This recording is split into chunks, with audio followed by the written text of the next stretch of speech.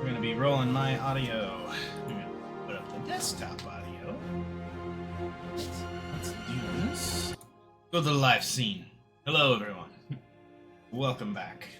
Episode 13, lucky 13, big 1-3 of this, the Fallen campaign. It'll be interesting to see what happens this go around. We are playing Pathfinder 2nd Edition. We're playing a shit ton of extra rules on top of it. We're playing the, what is it, the dual class and then free archetype. I'm handing out shit left and right that they don't necessarily need, so these are big damn heroes or anti-heroes, whatever you guys want to see. And I am going to make sure I put up some additional info later in the episode if they get it.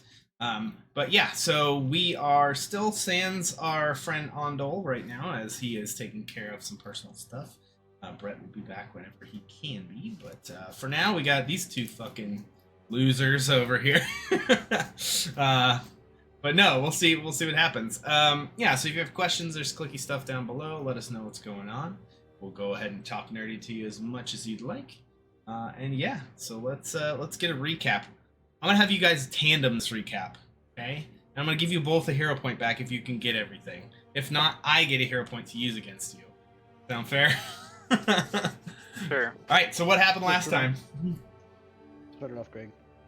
Alrighty, so we continued along our adventure and we ran into a bearded devil taunting a strange creature that was sitting in a meditative pose. We went back and forth with these two creatures, learning that one was that they were locked in a stalemate in a battle of wits, where they both essentially wanted to kill the other. One enjoying the stalemates a little bit more than the actual slaughter. We decided to aid the chaos demon, and in doing so, he ended up entrusting us with a certain thing, the knowledge of the angel devil's true name that we were going to visit, Anosutria. Where after we had basically gotten that from him, we agreed to go our separate ways. Slight amendment, wasn't her true name, just her actual name, like her name before she fell. But yeah. Continue.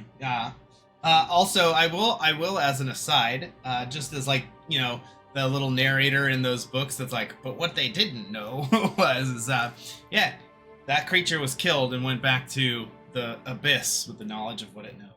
So remind you that there. But go ahead and please continue. I think that's probably the halfway point of her splitting it into two. It's pretty good. All right. After finding out her pre-fallen name, we went over to try to collect the soul coin from her. She came down and was actually willing to talk to us at first. And then Voth was like, there's this creature over here, and she wanted to know kind of what was going on. So we led her back to the creature that we had just allied, and tracked him back down, and was Made like, there a he deal is. with ally. Yeah. Dealt with. Good, and it's hell. It's important. It's something, yeah. So then she killed him, and then was like, here's her soul coin. And then Voth, in all of his wisdom, decided to use her real name, which brought forth her wrath against us over a pretty hectic battle. Ended up killing Voth, or dropping him to a dying condition. And then we got her to go the fuck away. And I had to forget her true name. And she left us alone. She then resurrected him slightly by bringing him back to life a little bit. We then dragged our sorry asses away, and we went to a cave to hide from all the fire and brimstone falling on us. And we were hanging out in the cave, and then a mummy wrapped individual approached us and was like, can I sit by your campfire? And we're like, sure, enjoy. And it was like, can I tend to your fire? And we're like, of course you can. And so it did. It popped its head off or it pulled a head out of its bag. That's what it was. And the head kept chatting with us, and then the fully wrapped figure was just kind of looking at him. And fire went teal green, and that's where we stopped.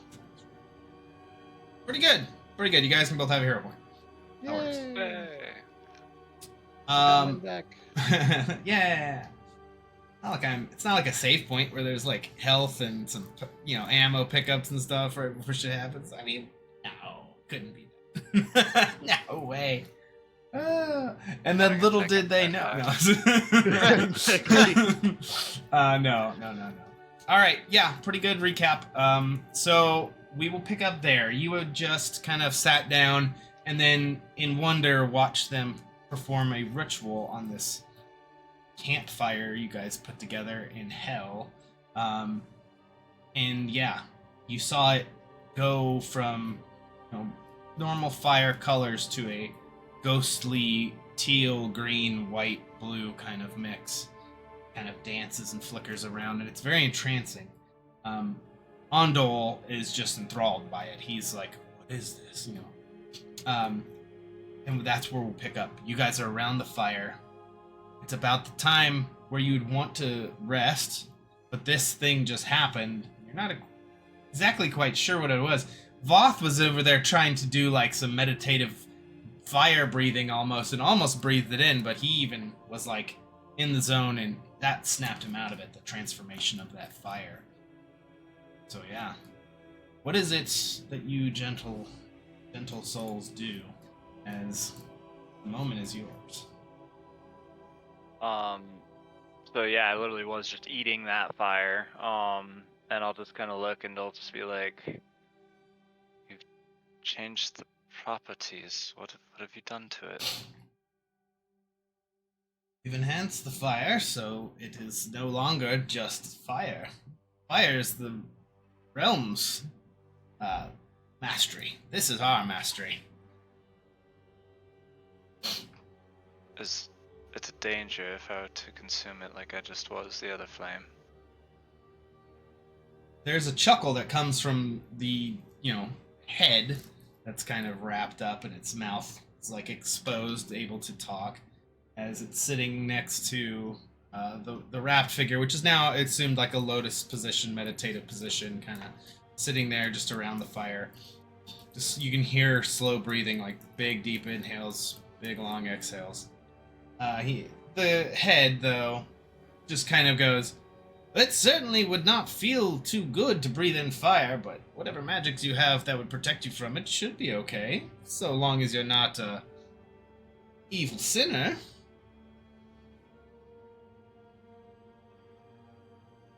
I'll kind of questionably look at you like. There is a grin on the face of the head as well, like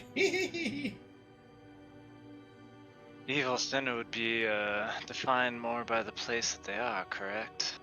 What an evil sinner here compared to the planes above, I imagine. That's a esoteric question you need to answer yourself. I'm still kind of trying to grasp all it. See, what knowledge I have of gods, it wasn't so literal. Now it's real. Realization comes to everyone eventually. You don't get to choose what the universe has already put together. It just exists there, friend. I'm gonna eat some of that fire.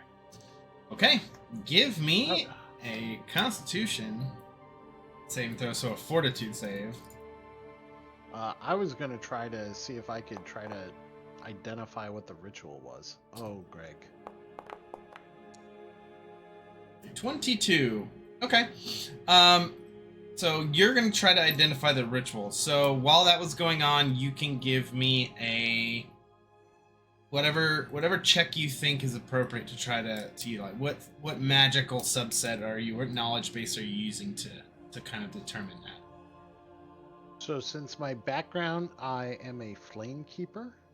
Mm-hmm. So I was going to try to use Arcana to try to see if might be able to tap into whatever the hell they're specifically doing to change the properties like that.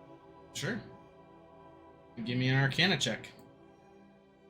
Here I'm we gonna go. resolve these two things side by side. Total of a 19. Alright, so although you understand the ritual, like some of the maneuvers they're doing, and some of the like esoterica they're like kind of drawing upon to kind of like make that happen. A lot of the nuance is something it's like reading a technical manual. You get it, but at the same time you're like, now wait a minute, how did that work? How did this work? So there's a lot of pieces you don't get. But I would say that you could learn it if you studied it, took some time. You get the gist of it, but it's not a mastery by any means. Like if you tried to do that, you're probably sure you wouldn't be able to do it your first try. But yeah, you can tell a few things from it. One, there is a summoning of additional elements into the fire itself. Fire is not just, you know, a chemical reaction in the real world. It's you know, more than that. It's infused with both positive and negative energy. It looks like it has the ability to scour and clean and destroy, almost like a different element, but maybe the same element, just able to affect more than just the physical world. Like it might burn bright on the ethereal plane. It might burn bright in the astral plane. Even while it's on this plane of existence. Like you can see it from everywhere, but it's physically right here, at least for right now. So it's more of a beacon. A signal fire. Okay. Yeah. There's a few other nuancey things that you're not quite sure about, but you definitely get it. Both. You're sitting there and you attempt to use your Eat Fire cantrip, which you consume and ingest fire, making it less harmful to you. You gain resistance 5 to fire damage until the end of the current turn. During the remaining duration of the spell, you can use the Belch Smoke action. Spell ends if you fall unconscious. And inhale or exhale. This includes speaking. So, the first thing you note is this isn't just fire. There's other elements that are laced into this stuff, and I need you to roll 2d6.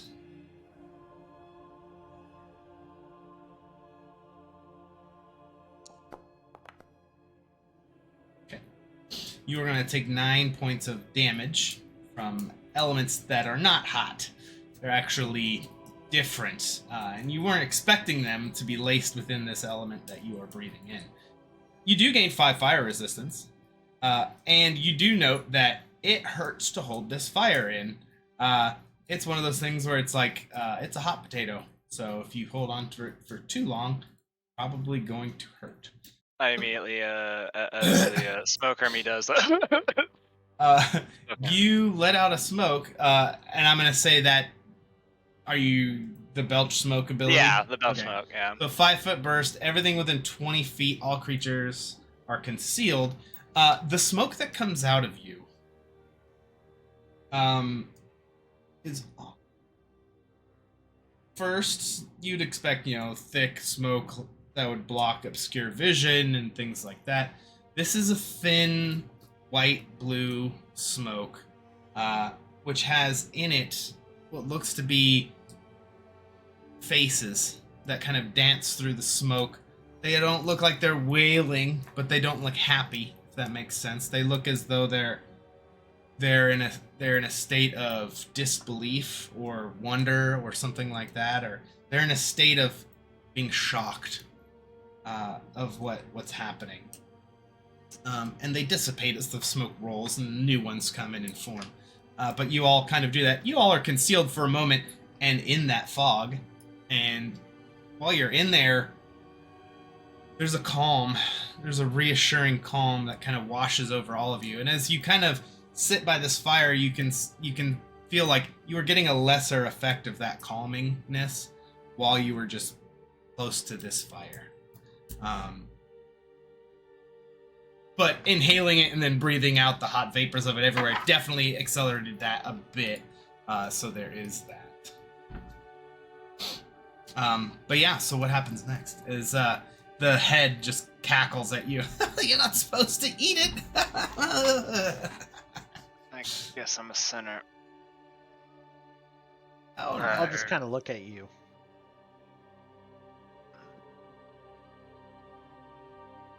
Well, now that whole like different element thing, would I have known that after eating it, or is Hey, you're magically inclined. You can kind of tell.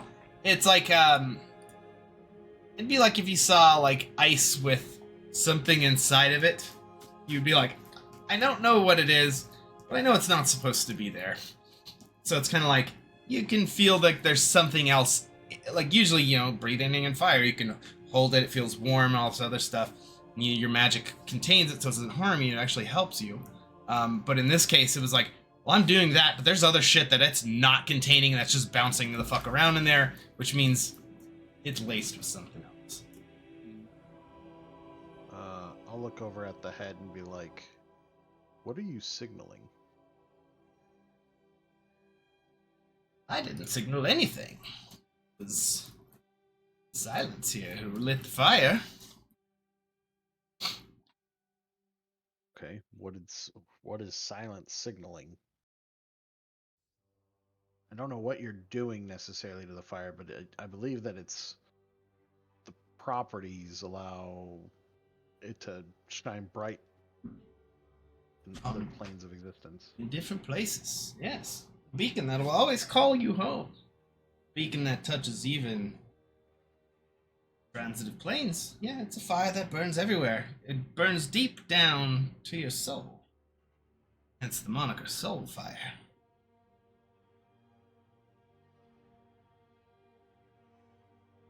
So I'll look at some of the like lingering faces in the smoke and I'll be like, so these are extra souls? Moments that they lived, sins they're being purged of. I would look at my hand, just be like, feeling if I've now eaten a soul and gotten any form of additional power from that almost. Kind of shakes. Don't think that's what it did. How are the runes reacting on my blade? They are... I have now 3 extra souls stored on my blade.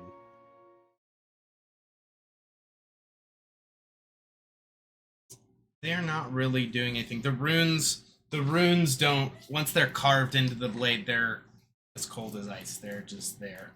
They don't really like, they are constantly like that kind of like frost coming off of, that kind of feel with like, but it's like that kind of wispy like energy. But they're not doing anything particularly visible right now.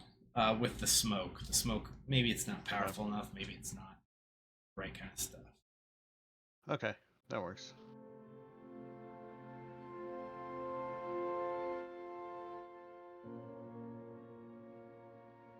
But after that tomfoolery, you just see me just kind of sit and meditate until we go to bed. Yeah. No longer breathing the flames while meditating. I'm going to kind of pull out my book as I'm kind of sitting there and being a part of the fire and enjoying the warmth, and because I've got this whole like AC from my sword and I got the warmth from the fire going on, so I'm going to do that, and I'm going to just kind of sit there and jot down some ideas. Okay. And As you're sitting there writing, you can see the one that's sitting cross-legged looks at you. You can't see her eyes or anything like that, but kind of looks,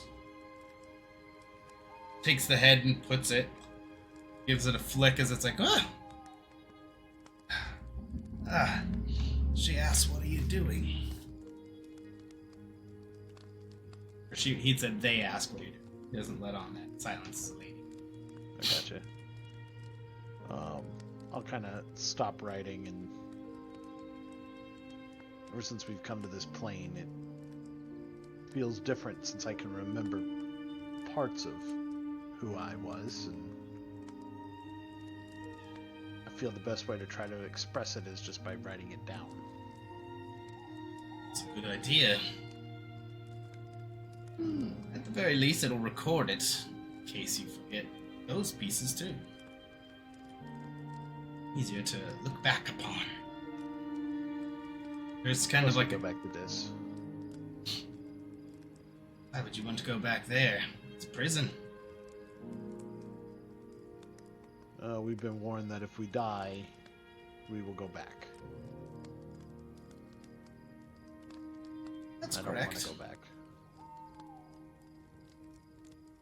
If you die here, you'll go back.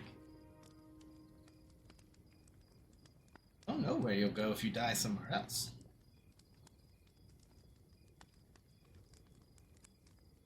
That's a good point.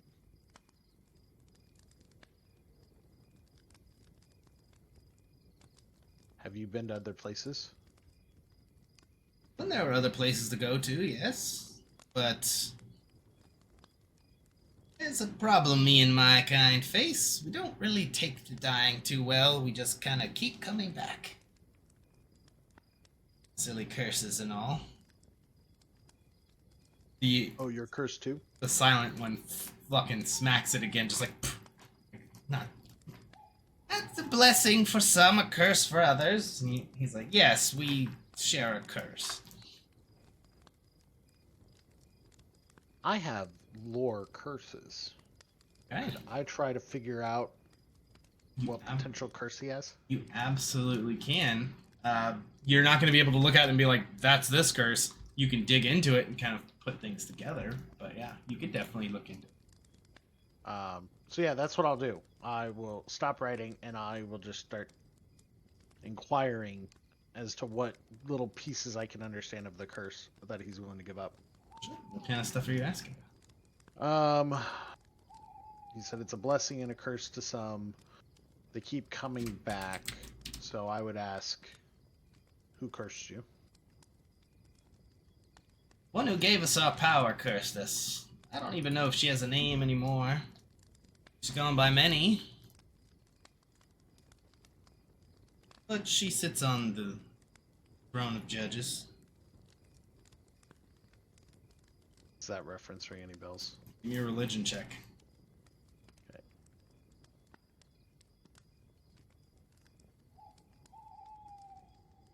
19.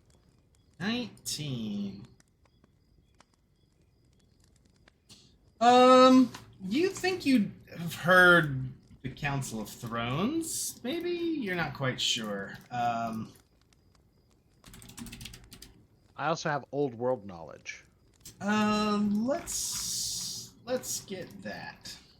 Okay. Oh, thank God. It was sitting on that 3. Did you see Nice. that? I'm very nervous for a moment. Again, skill checks were good. It's just once combat. Yeah. That When I were gotta fun. kill something, not good.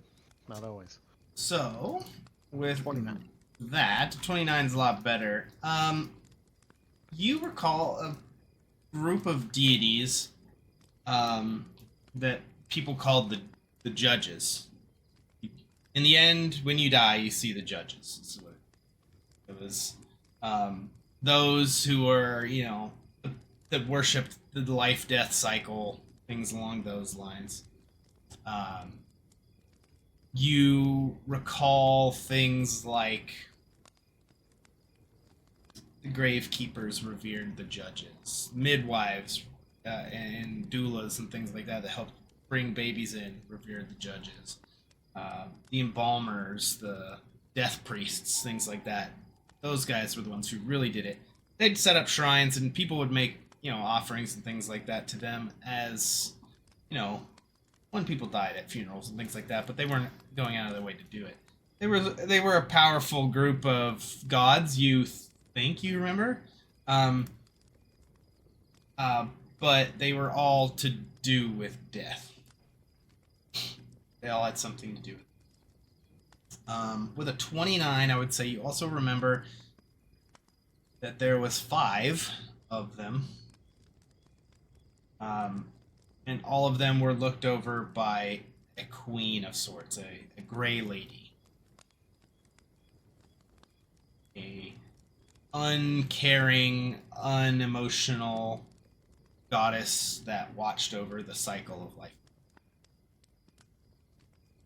You do remember that of the other 4, it was very much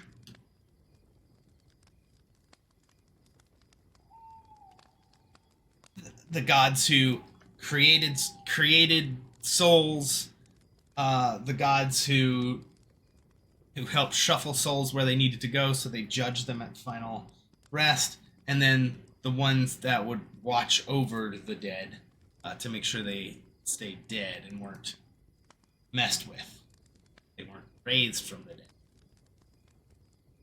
Or if they were, it was done reverently. No one can really tell. You can't remember from a 29, although it's very good. Not you weren't super into that shit. You were like, it's the Gravekeeper's religion. Okay. So knowing that, I'd be like, I can remember that there were 5 judges. I can lightly remember their purposes, but I don't remember their names.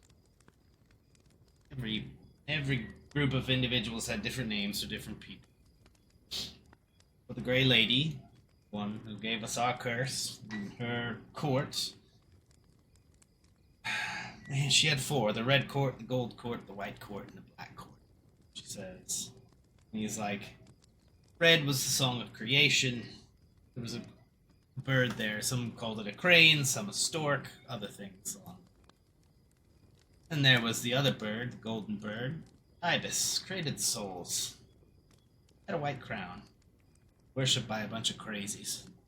A lot of people were very, very, very in debt, in deep to the golden ibis.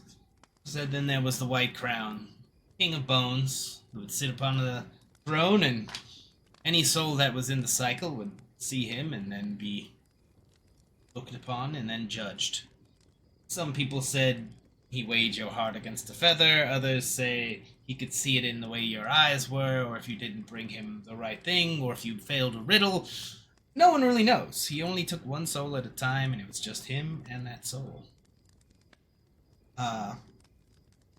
He says, but yeah, if you were outside the cycle of souls, then you never saw him, but that's it. And he says, then there was the whispering death.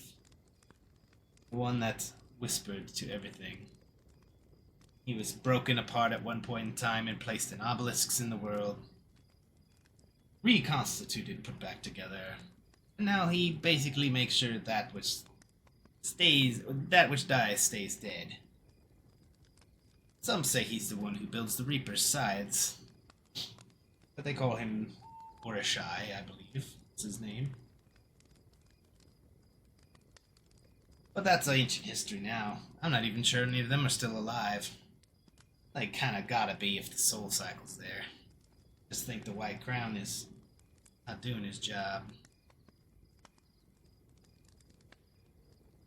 Well, from everything we've learned, all mortal souls go back to Dis.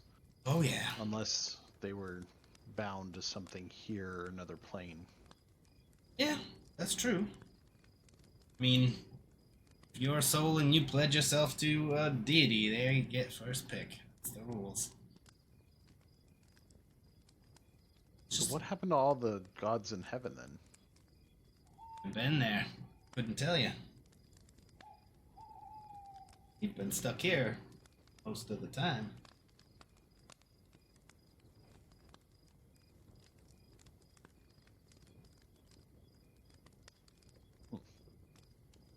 Why?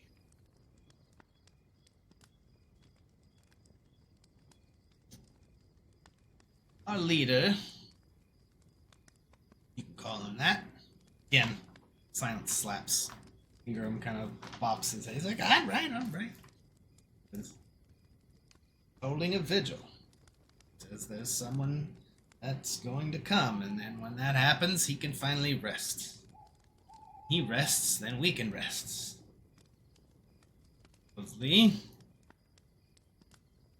supposed to be coming.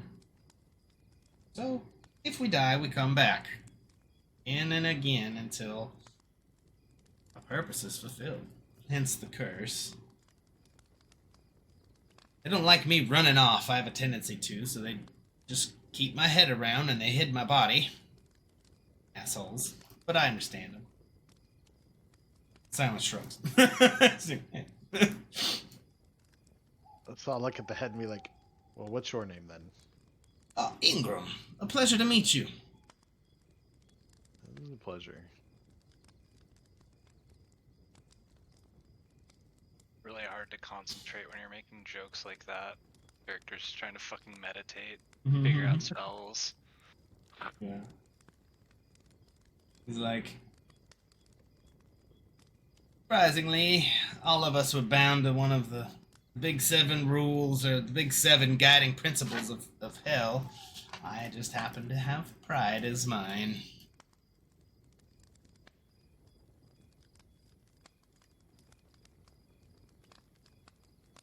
So I'll look at the one that hasn't said anything and be like, what's their name? Oh, they just go by silence. I don't think they've ever talked this entire time I've known them. Then how do you know what they're telling you? Because they gesture a lot. We've been together a while. You can kind of start to read your companions after too long. There's a grin on it, on the head's only exposed bit, which is the mouth. Okay, well, if you're pride, then what is theirs?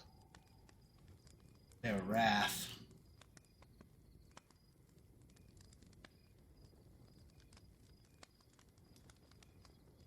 I'll look over at Silence and I'll be like, I can totally get behind that. There's a nod from Silence.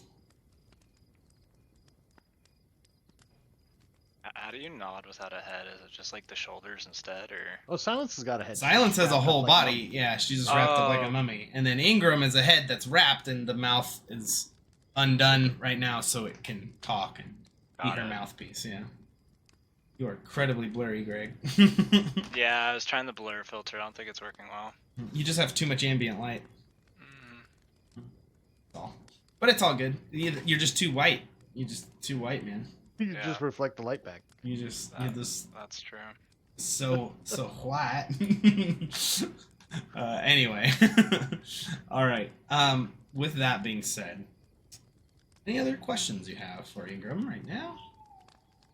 Oh, I will let him know. My name is Horace. A pleasure, Horace. He kind of says,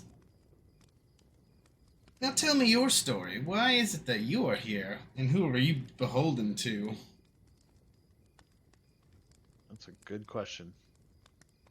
I'm not beholden to anyone, from what I can tell. With that, you can see a kind of a look from Silence looking towards your direction. And he goes, now, see, that's a little funny if you say something like that. Because, yes, the fuck you are beholden to somebody if you are here. That's kind of the rules. You feel like you got flesh and blood and all that stuff.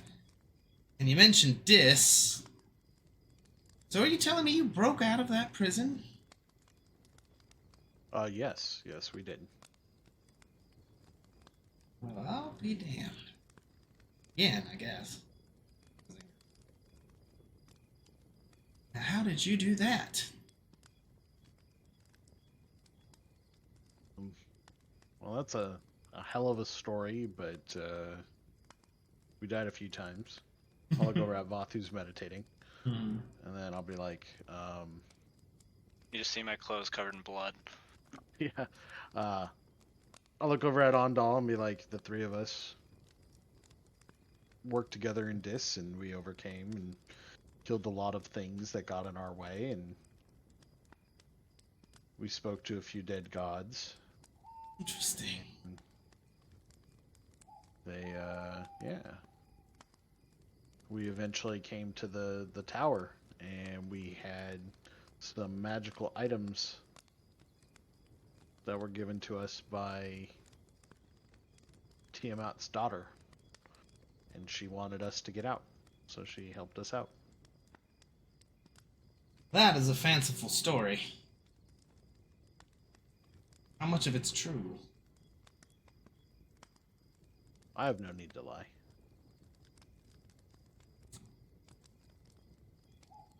Let's roll to see I know if that's he not saying believes much. you.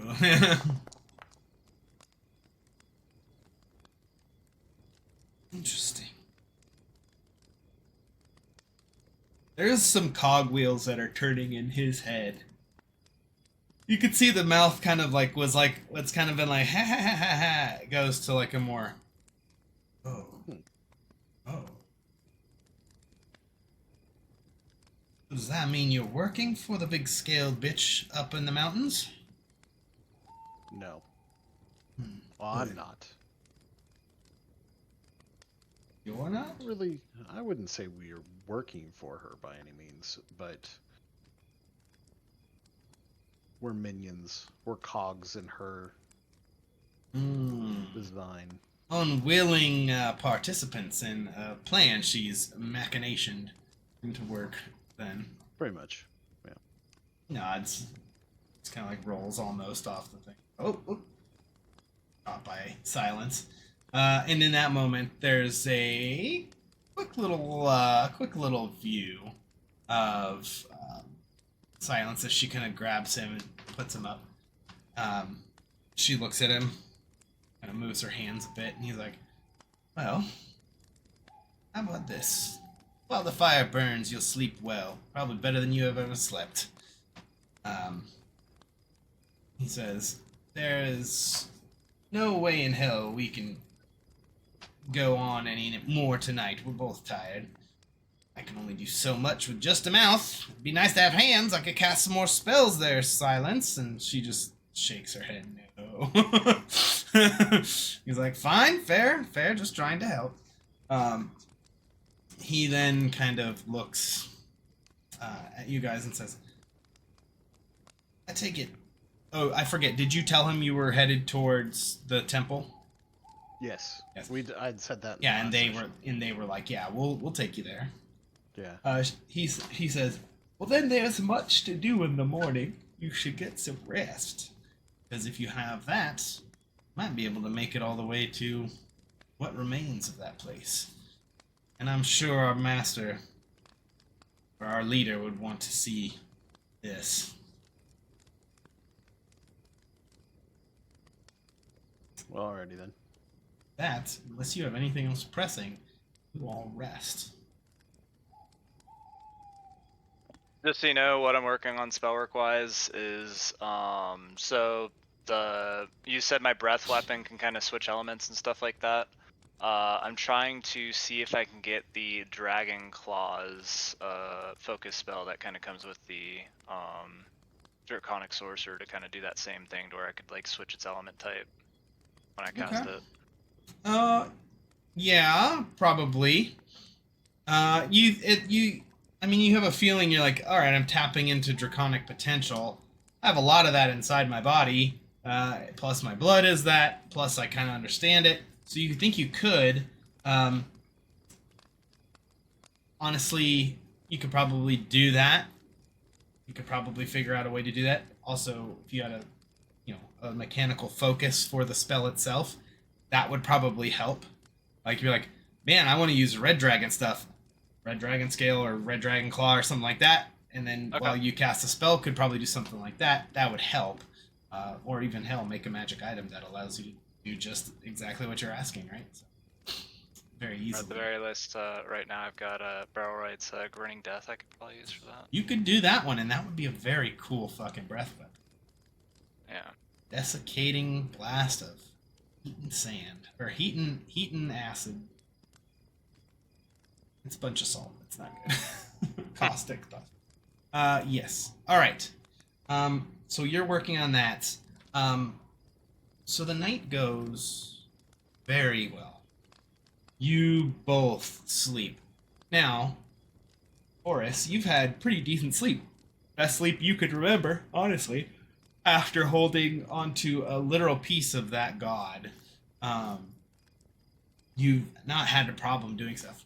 One thing you have noticed, though, is like you haven't really like had too much in the way of like those dreams that come to you that stick that you remember, stuff like that.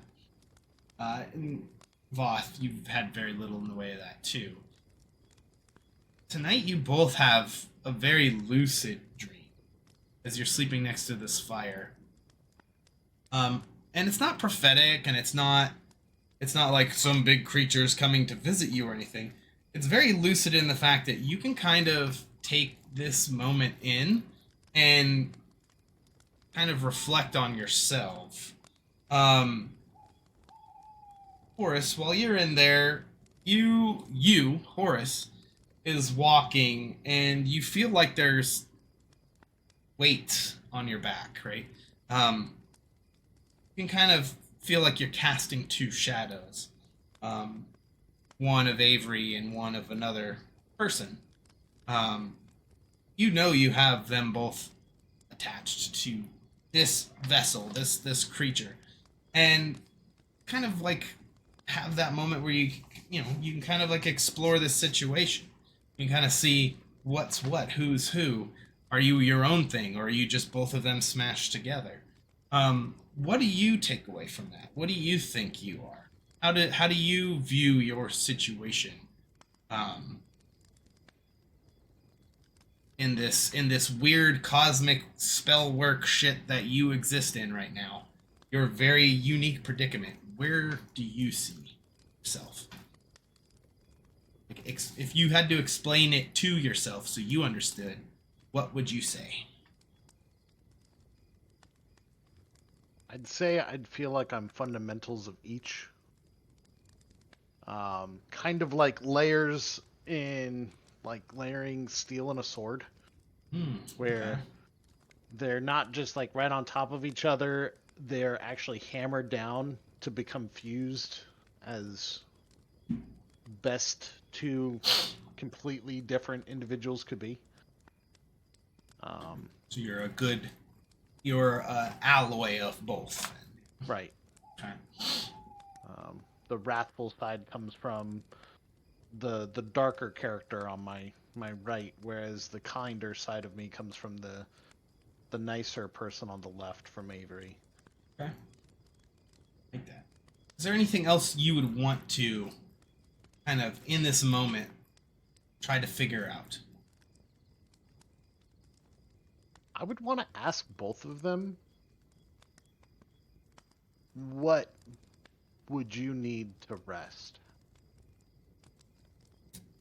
In that moment, Avery says, I've been resting.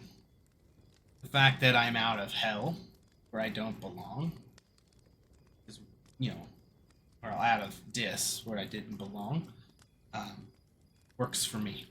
I'm happy in the purpose that we have. Even if it's given by nefarious means, I'm okay with it. We're doing something that's right. The other one says, I caution you to listen to these great beings of power. They're playing on a chessboard that's bigger than you could ever move across. You're gonna live for 2 moves, and they're 50 moves ahead in their planning. You mean nothing to them, but remember, you mean everything to you. You mean everything to everyone around you.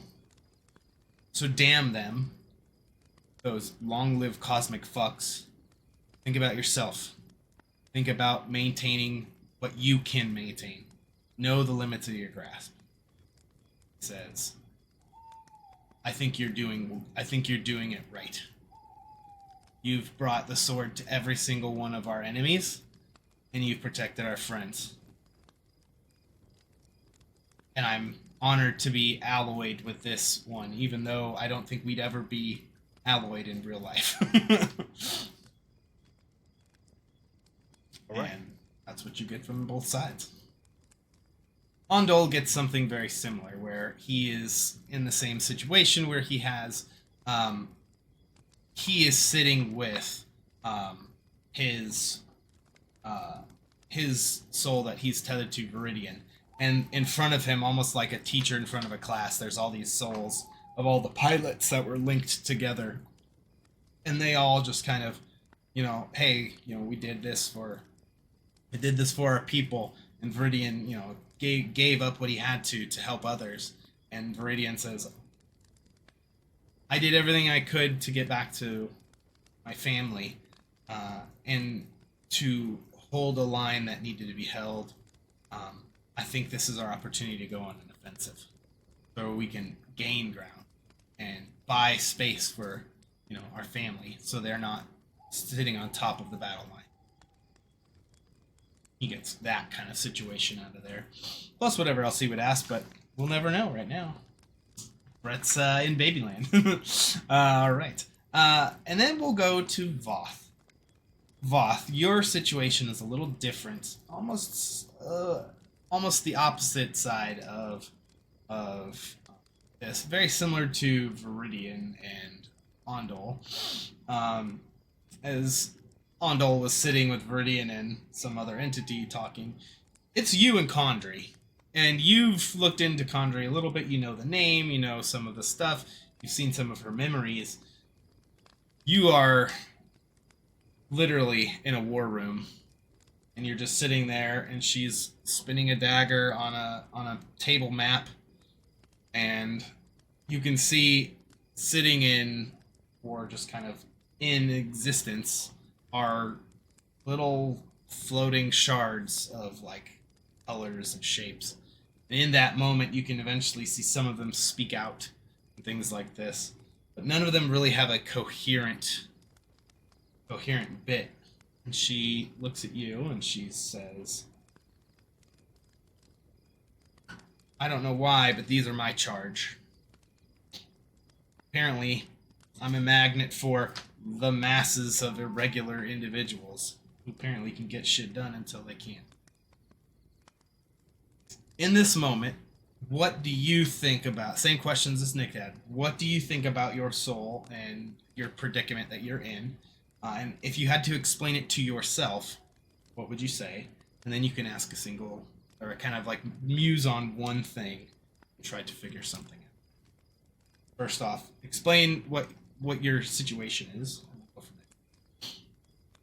there. So as far as what Voth would be in this case, since I've got so many souls, it'd more be, so in case of amnesia, you still remember things that are like core to you, so things like you're eating, you're walking, and stuff like that. So Voth would be a persona that's basically the amalgamation of all of these other souls. So in a sense, the vessel that is Voth is unique in its soul, in the sense of that it's taken some from all of them, but not enough to where it's added up to the sum of what it is now.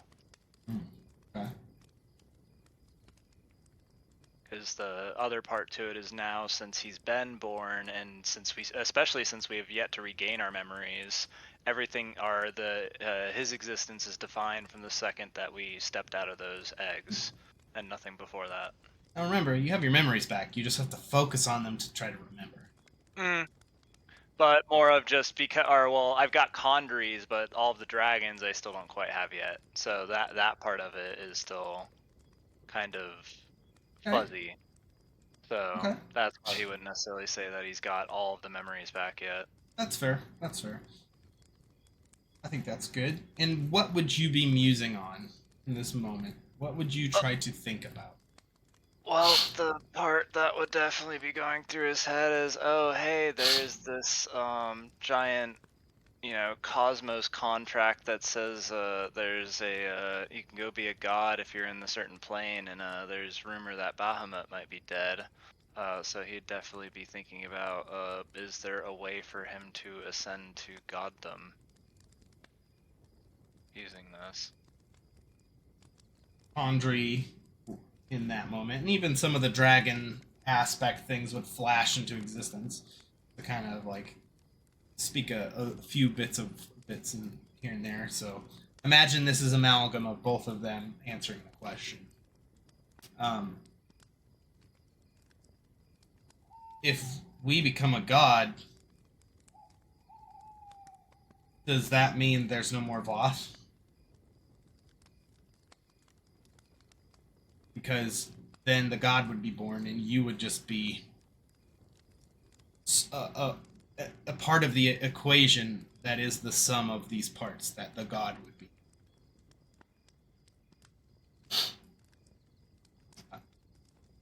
Not that that's a bad thing. Like Kanji's like,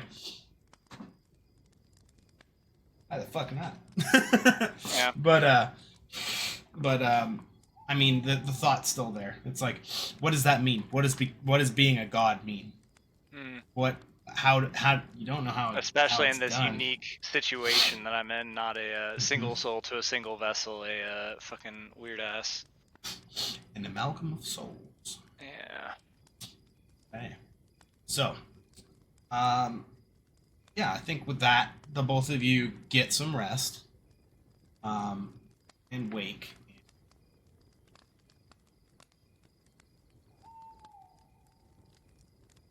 What passes for morning in Avernus is just not as bright hellfire in the sky, but still hellfire in the sky. As you kind of come to and get yourself put together, you slept incredibly well. It was wonderful, and you even had those super lucid dreams where you felt like you were just talking and stuff like that. So it's like, oh, all right. There is almost no difference in the brightness level. The cave is the only thing that gave you some darkness, right? But is there anything special you're doing today, or anything different, or are you just going to be rolling out and making your way? Just one thing I'd like to note that I'm doing at the beginning of the days. So with the gritting death, I've got access to endure elements, heat or cold, that it lasts all day. So I'd cast endure elements heat for all of us for the day, Nice. Okay. and then I've also got access to the second level water breathing, so I'd be renewing that whenever it expires. Okay. Just more of a DM note. Hey, we've got those things rolling. Just keep note of it, and now that I know about it, we'll go ahead and count that as being active. In the morning, as you guys ready yourselves for what may come, you can see that in the night, Silence had stayed a wakeful vigil. She did not sleep. There's about 5 or 6 dead imps at the mouth of the cave, and there looks to be the halberd or the glaive of one of those barbed devils, kind of broken and smashed in one of the corners, as her wraps are a little bit more bloody than they were when you guys went to sleep. The head is now tucked nicely on the thing. He's like, I think they're awake and ready, Silence. Your vigil was well stood. I'm glad I could do nothing to help with no body. She just shakes her head. He's like, I'm telling you, just one hand. Just one hand. I could cast some great spells. It would help us greatly. You wouldn't have to do all the work. I mean, I can talk demons and devils down, but it's not as fun.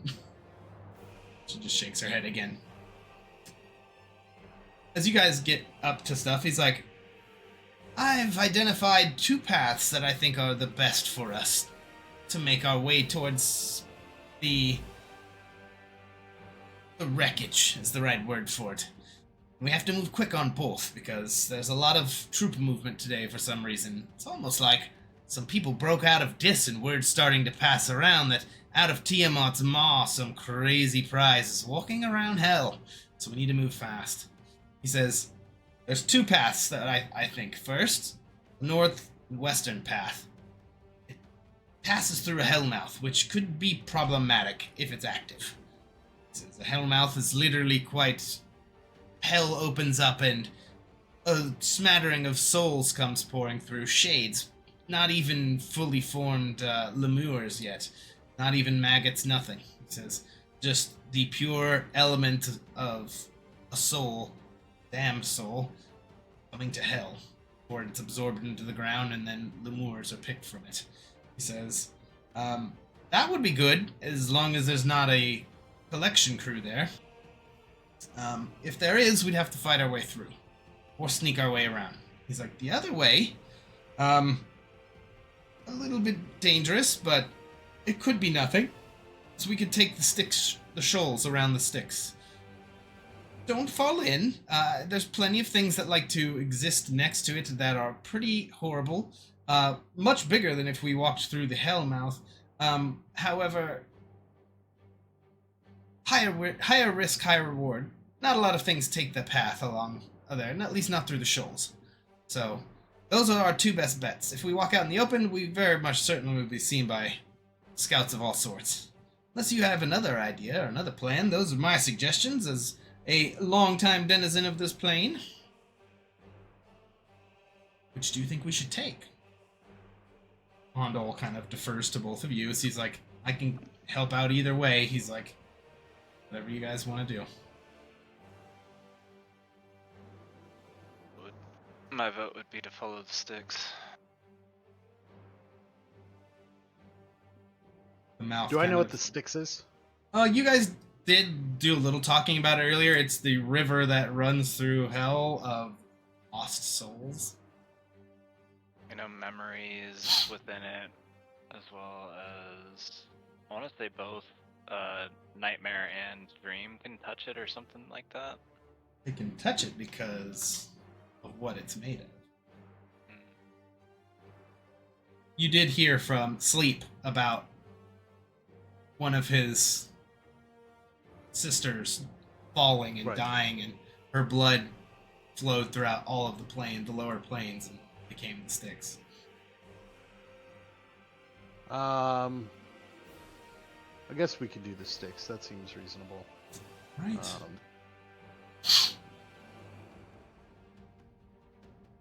How much time do we have sitting here before we need to leave? The sooner the better, but if you have preparations, I'd say make them hastily. I.e., you have no time frame. He just wants to move. So. Gotcha. I'd just take the time to prepare my spells like normal.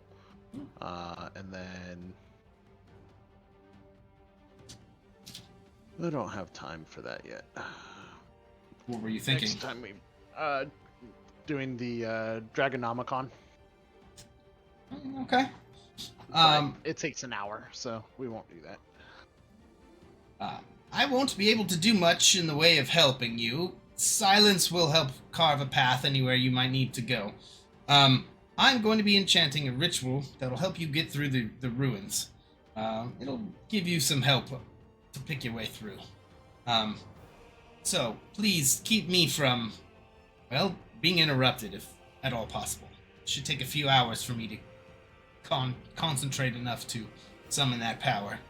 With no hands, again, you're welcome. He's just yelling at silence at this point. And he begins enchanting a ritual. Seems very old. But Path of the Styx. Okay. As you're kind of doing that, I'll just kind of be like, I wonder if we were to make some sort of like pipe and put runes into it, could he perform somatic components with that? I mean, seems like an option. Oh my gosh. I love that idea. It'd be hilarious. But Or almost like a conductor's wand. Yeah. Mm-hmm. All right. The path of the Styx is chosen. For the first couple hours, you pick your way quite ponderously down a elevation drop from the craggy mountains you were on and the elevated raised paths towards a downward slope. You can see a massive river that cuts a path through this place. The other thing you note is that the fireball intensity is getting a lot bigger. Now that you are outside of the realm of Tiamat's Maw, the area around there is afforded some luxuries, namely being hellfire doesn't fall there as much.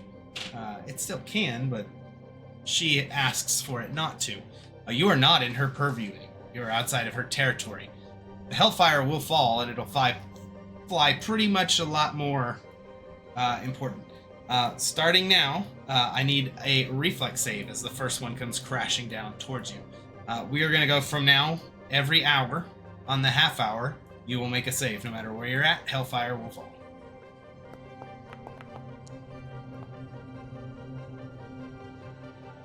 It'd be reflex. 26 is good enough.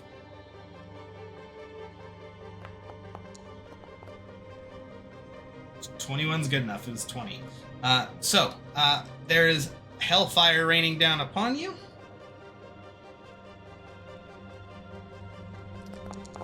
You take half of this, so 2 points of fire damage as you avoid the majority of all of the hellfire that splashes down around you.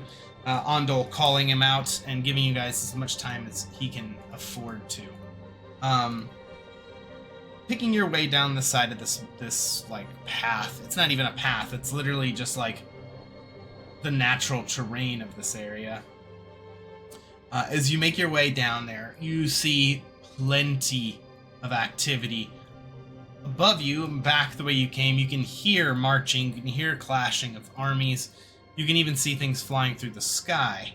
The way you're walking through these little crags and stuff that the shadows of them keeps you out of the vision of most of the things.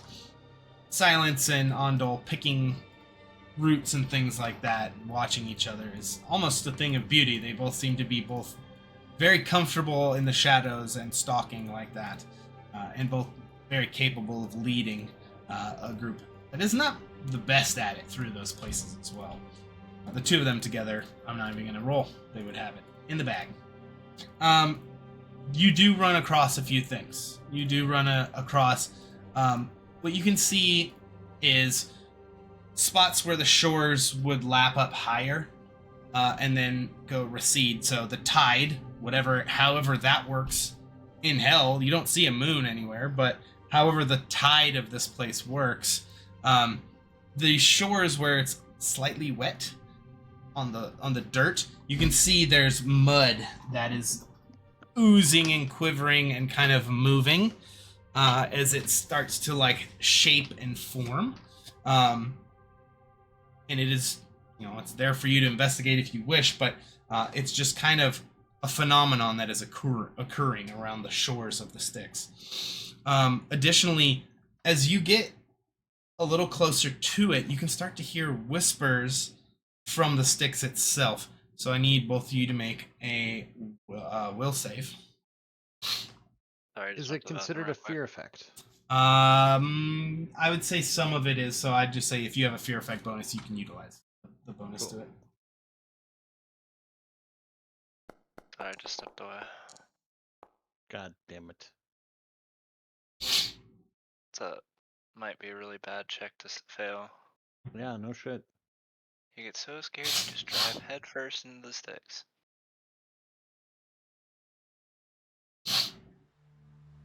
Well, we're waiting on his roll. Yeah.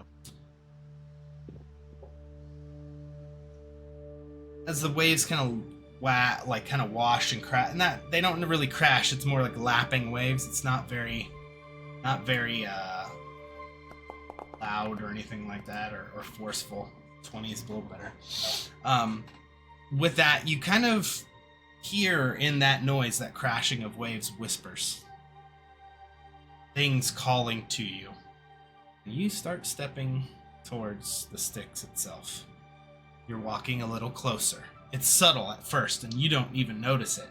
You just kind of get a little closer as some washes over your boot, and you can feel a hand grab your shoulder. If some random person grabbed you, what would be your reaction? To turn and look at him like, You turn and quickly look as you see, at first, somebody's face. You can't tell. It looks like a father figure, a man, very disappointed, grab you and pull you, and then that fades away as you can see Silence grabs you and quickly pulls, and kind of points down as you can see the water getting close to where you're standing, and she points like, "Get the fuck away from the water."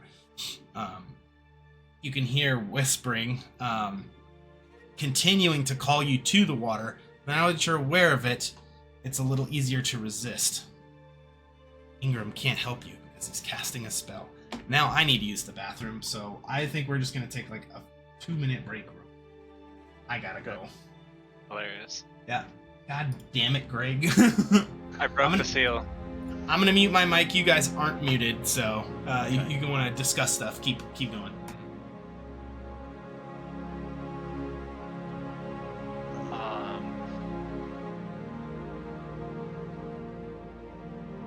I'll just kind of like, as we're walking near this, I'll just kind of whisper to you and be like, "Does your token feel any different?" does my what feel any different? Your token. What token? Do I not know about that? My piece. Yeah, you know. Yeah. About Dream. Yeah. Or Sleep. And I would have been whispering that to where they hopefully couldn't hear me. Maybe if they're listening intently, they would. But That's yeah. You never know. I actually I was gonna grab it to see if it's got any like thrumming or responsiveness to it. But I'll kind of look at you and be like, I don't know, but before she grabbed my shoulder, I swear I saw a disappointed old man. In the water. one of you past lives, maybe.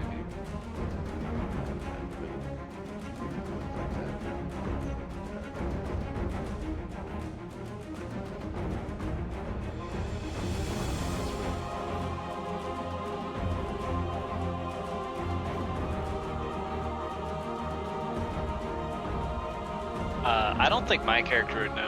I'll just kind of, because I see how much they freak out, I'll just kind of be like, "What's wrong if you go into the sticks?" Mm-hmm. Yeah. Yeah. I'll look at you and be like, I believe if you touch the sticks, it sucks your soul out. What happens in my case? That I don't know. Or your case, I suppose. Can you pick? Do you have any preference towards one or the other? No, I mean, it's funny. One of them makes me feel happy and hopeful, and the other one gives me the rage and determination to push through. So I like both evenly. That moment actually makes me think of something we talked about in this, which was how many times have we done parts of us in this? What is the Battery all the 80%. different dragon parts are all relatives of this? Battery 80%. If we're playing on an infinite scale, Why would that have the main reason I doubt that is just the fact of the dragons inside me are not just any old dragons. The dragons that time does not even remember. but I mean, you got to remember on an infinite scale where everything is both past, present, and future. So where you came from a different timeline than I came from, or that I think I came from, technically all timelines would have happened. So who's to say every little part of the dragons that you are might not have, they might have gotten worn down to where they had to work together. Potentially, I mean, I definitely would have needed to do something, considering they all got wiped out. At least that's the story that's being told to us.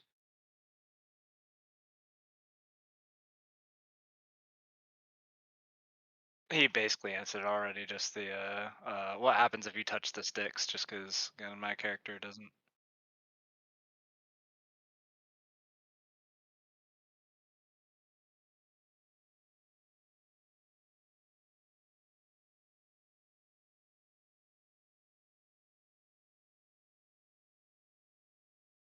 Yeah. Uh yeah, Mm. 100%. I wondered, is my piece of sleep like responsive at all next to the water? No, I'm just holding the little bag, seeing if it's like moving. Is it really? I look in Giggity. the bag. Oh, that's new.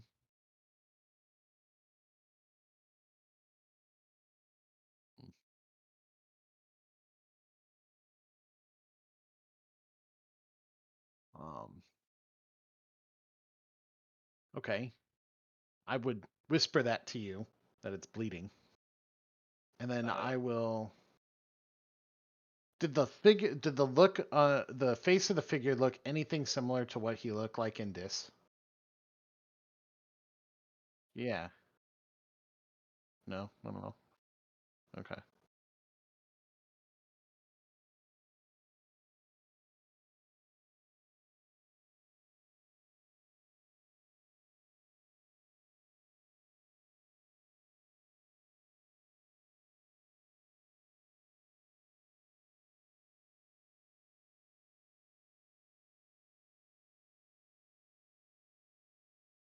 Gotcha. As Then you mentioned that to me, I'd just be like, well, that's proof that his fragment has much more power here than it did there. maybe he's reconstituting. Potentially. There's, you know, if both his, or, if he's related to the sticks, do you think putting him inside of it would help? You know, it was funny. I was thinking the same thing. Um, now that I know that that isn't a stupid call, I might be able to even help us a bit further there as I kind of go into my pack real quick, and I'll pull out a set of Dreamtide tea or Dreamtime tea. Or basically, if we want to, we can, drink it, intentionally fail the save, and then we can cast augury to let us know if that would be a good or a bad idea.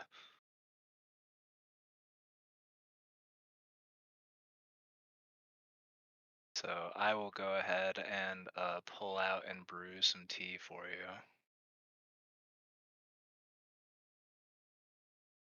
I don't think you need to brew it. Uh, It's in a bottle. let's see. It's a poison. Yeah.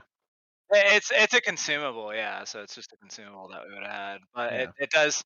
Now, I guess the part to that though is or you would have to be unconscious for about half an hour if we were to do that. So, That's um, something. yeah, I guess. Do we feel under threat here? I mean, what's the what?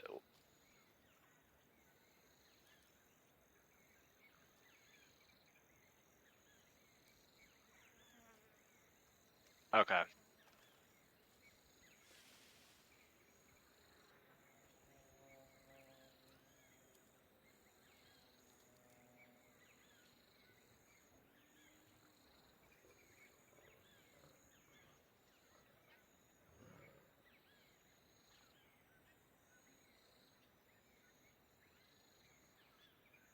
Everybody Doesn't moving necessarily part scares me.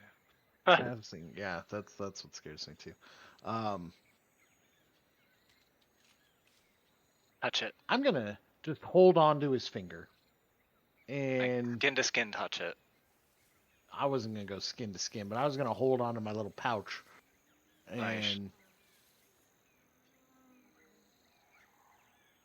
I'm Need to gonna pray. whisper back. I don't really pray too often. I guess I could pray. Yeah, pray to him. I don't know if I want to pray to him. It's like ascending. If he can respond. I've done this before actually. I take a moment and I'm going to hold on to the finger and I'm going to cast Produce Flame in my hand. I'm going to stare at the flame really hard. And I'm going to try to think. Or I guess pray. I'm going to pray to the fire. And I'm going to, while looking at it, I'm going to just ask, would asking memory help us with sleep be possible?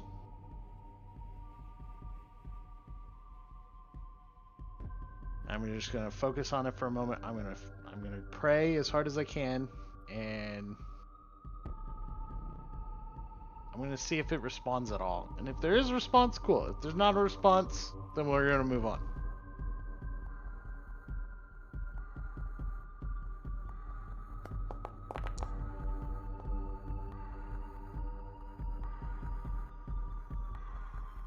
At a -20.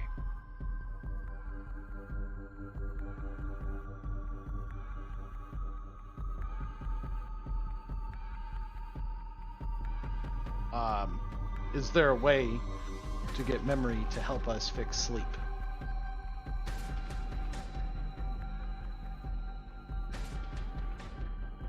Yeah, I'm praying to fire. Because my patron's the Flamekeeper.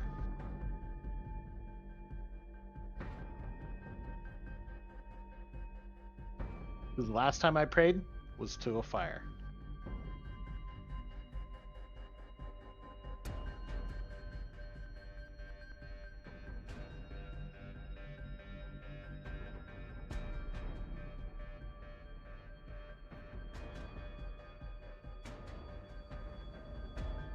Right. Have your Halo out by chance? No, fuck no. Okay. I'm trying not to be spotted. Yeah.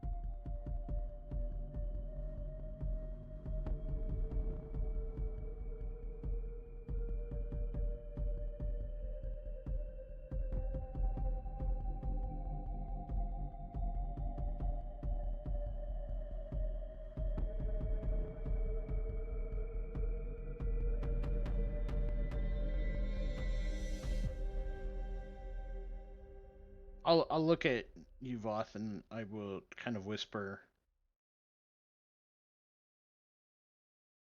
Feel like there's an opportunity, but I don't feel it's right now.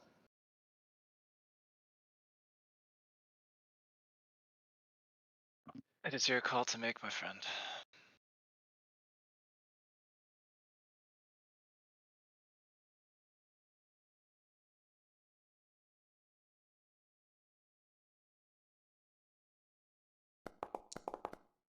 Nope, none of that.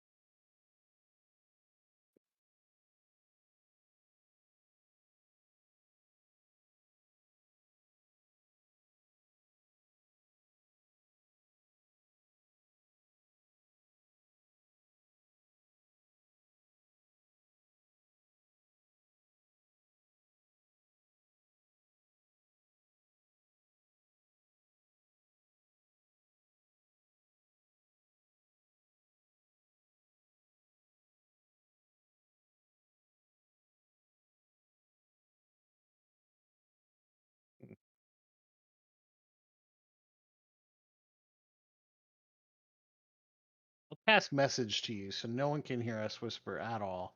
And I'll be like, I think something. I think a god responded, and they shouldn't be able to. And I think the finger amplified it. Possibly sleep or sticks itself or memory or dream or nightmare.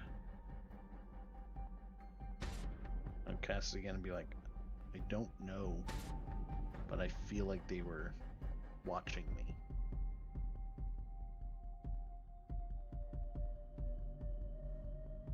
Let's keep moving.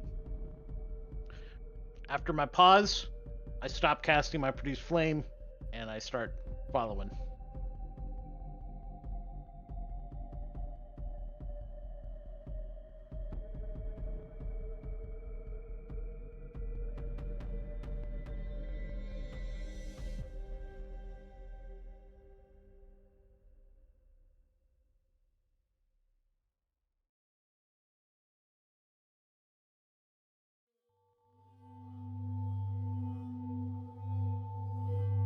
Do the voice?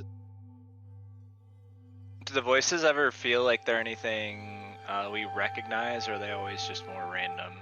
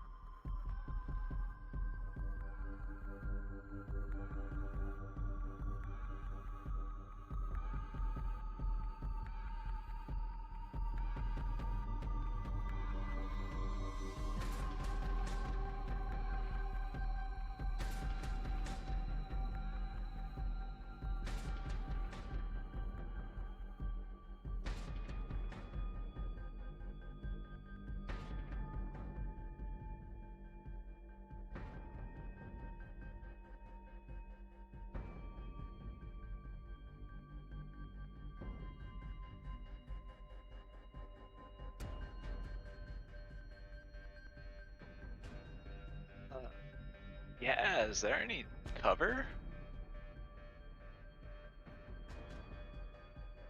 Okay. Hmm. Yeah. Yeah.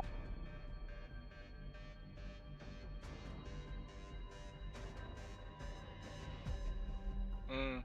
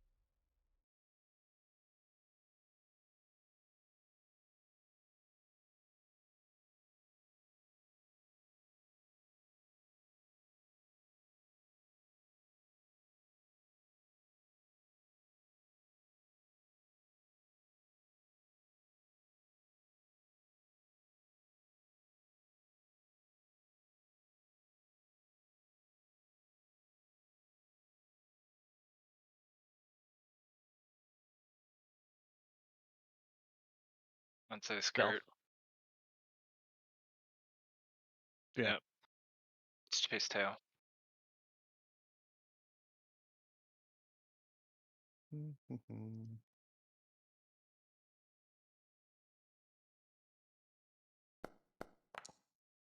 Thank God. Uh,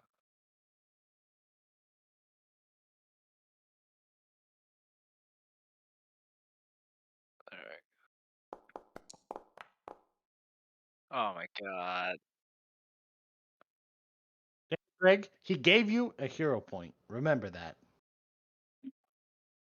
Yeah, but am I gonna waste on the Lemurs? Not the Lemurs I'm worried about. It's the Baylors falling out of the sky. Alright. That's what I'm more worried about. But this is your choice. Just remember, die loudly away from me. Yeah. Mm, Exactly. we'll be fine. No.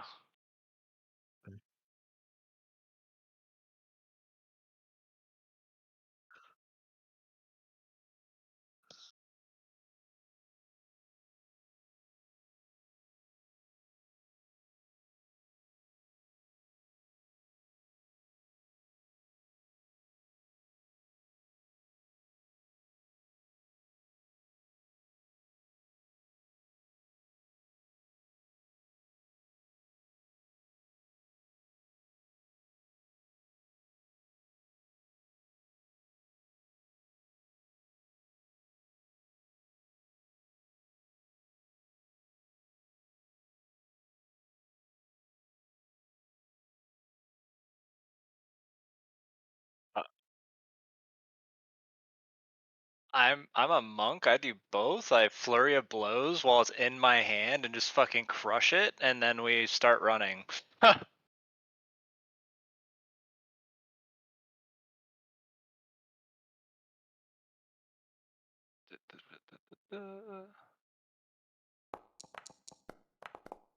Oh my god. Gotta be kidding me. Luckily I flurry of blows it.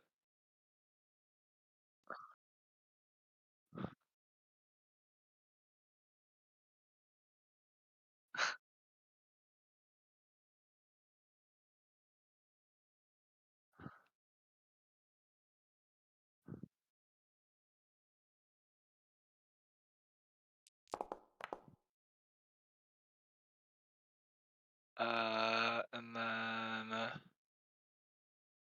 let's see.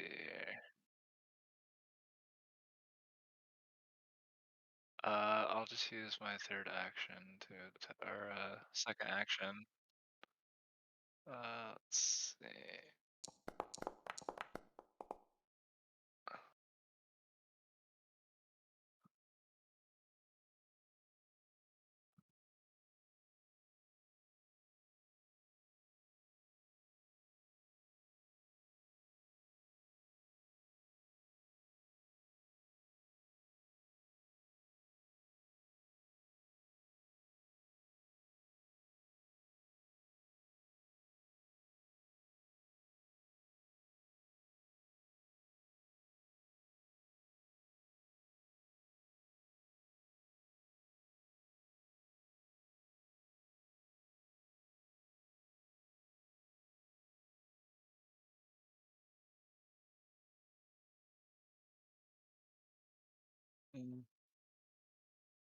Yep.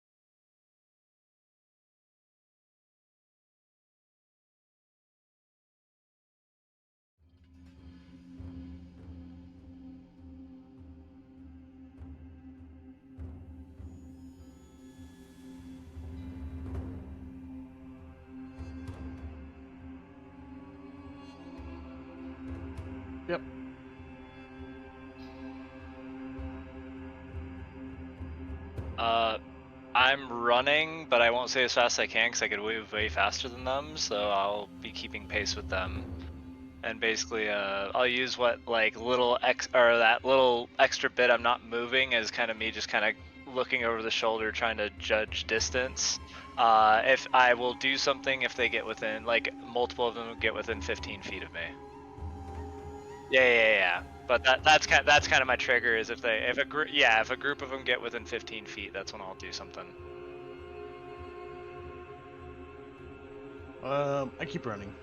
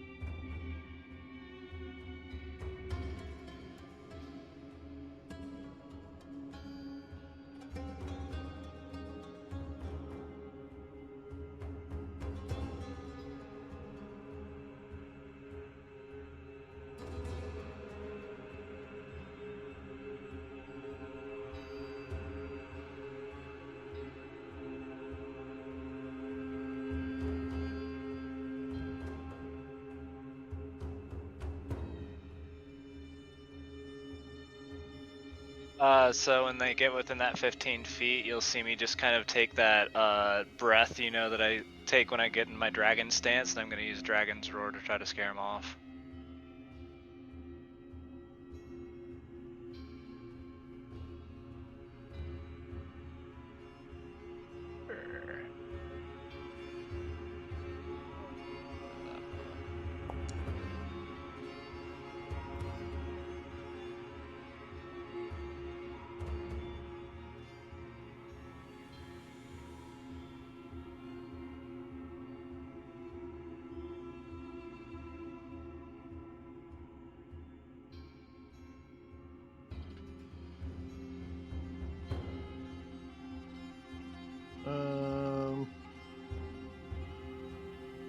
When they get within 15 feet, I'm going to have because I got my sword out and I'm running with it, and I'm just gonna turn and just flick one of the runes and use my chilling spray on him.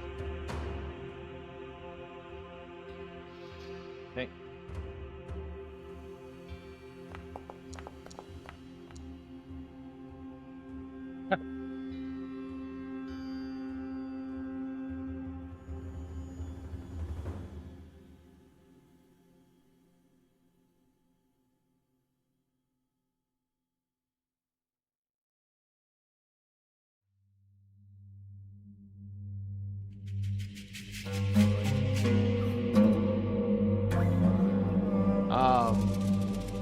The cascading ice that's kind of just wrapping around the weapon, the runes on the blade just kind of charge that icy blue real quick, and then it disperses all of the cold frost off of it.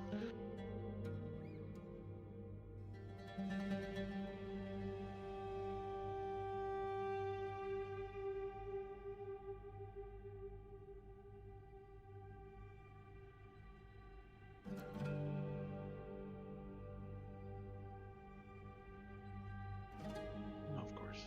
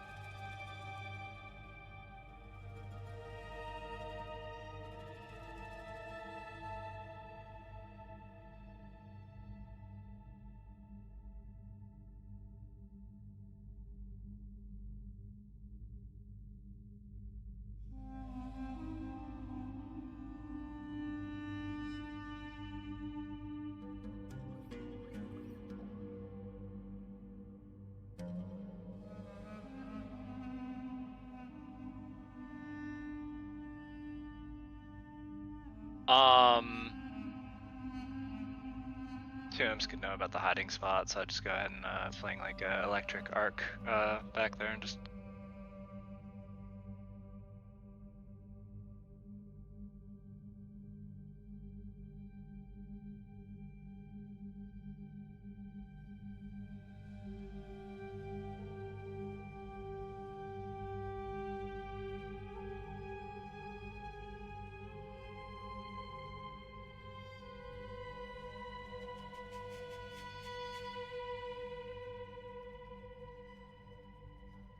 Hide. Yeah. Yeah.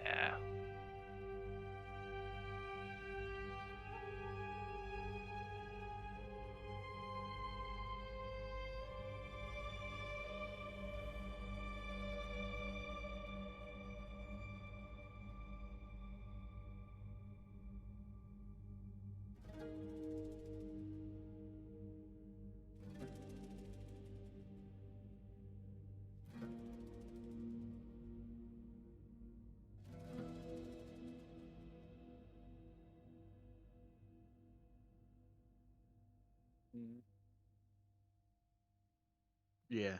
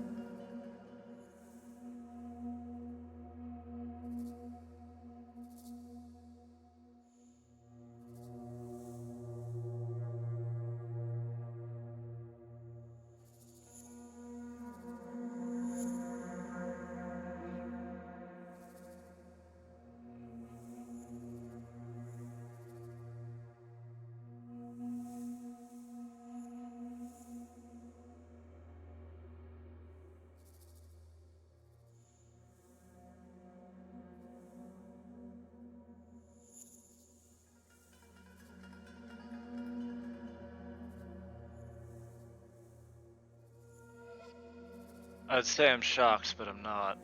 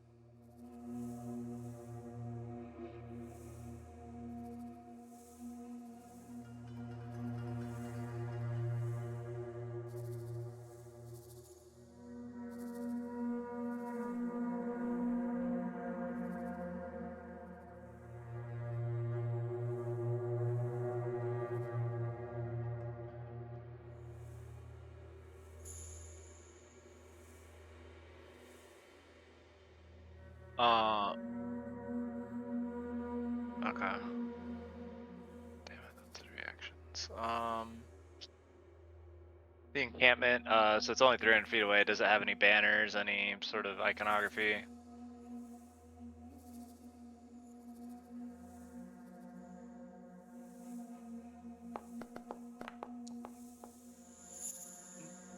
Not a nat one.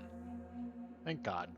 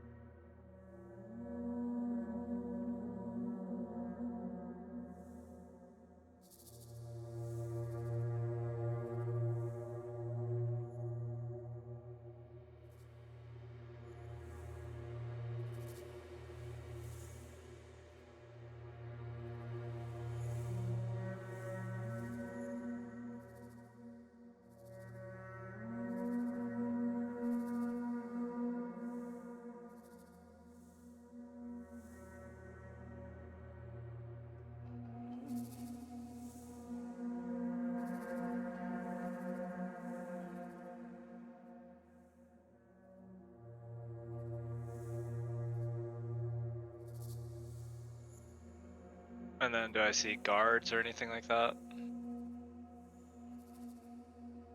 Okay. Is that the tower we're heading towards, or we wanted to head towards? No.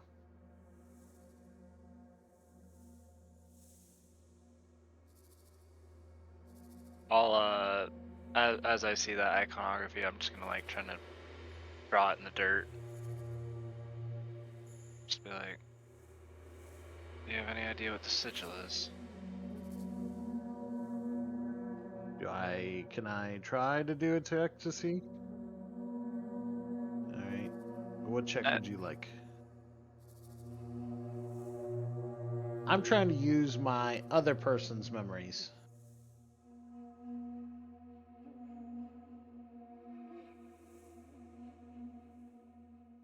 Okay.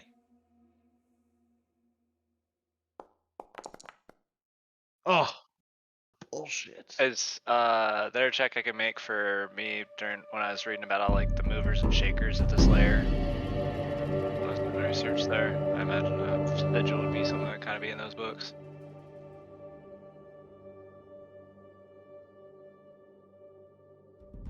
Dragon lore, maybe.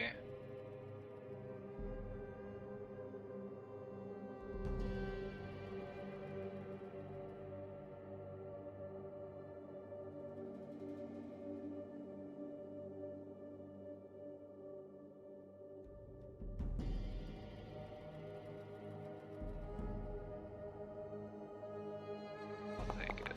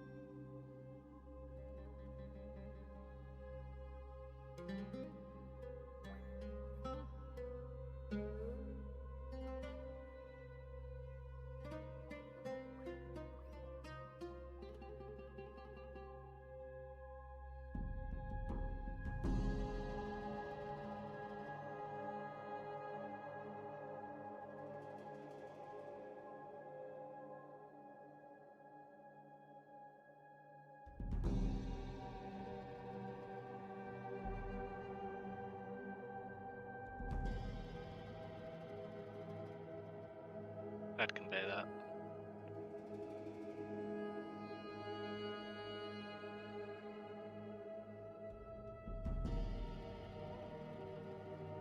I got a 14 on my check.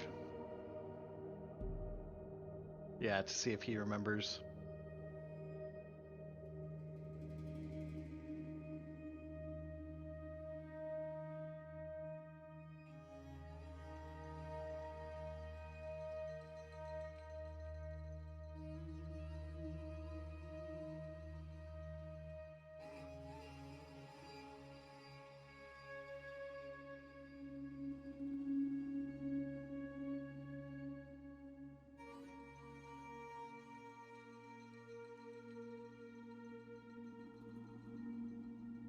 I figured, yeah.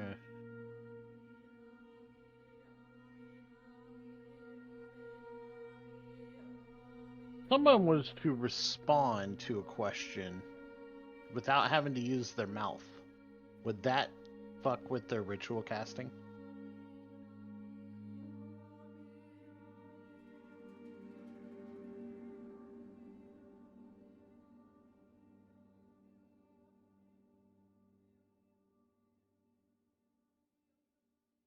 I was gonna cast message on silence. See if she'll give me some sort of response. And I'm just gonna ask, do we go towards the black flame or not? Now, she's never talked, and this is a mental thing. And technically, skeletons in this rule book can respond to mental stuff because they're not mindless undead. Use your screams inside your head. What I'm anticipating. Exactly.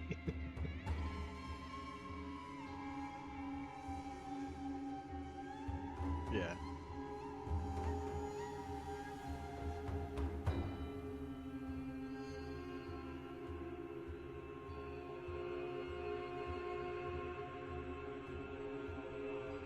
Okay.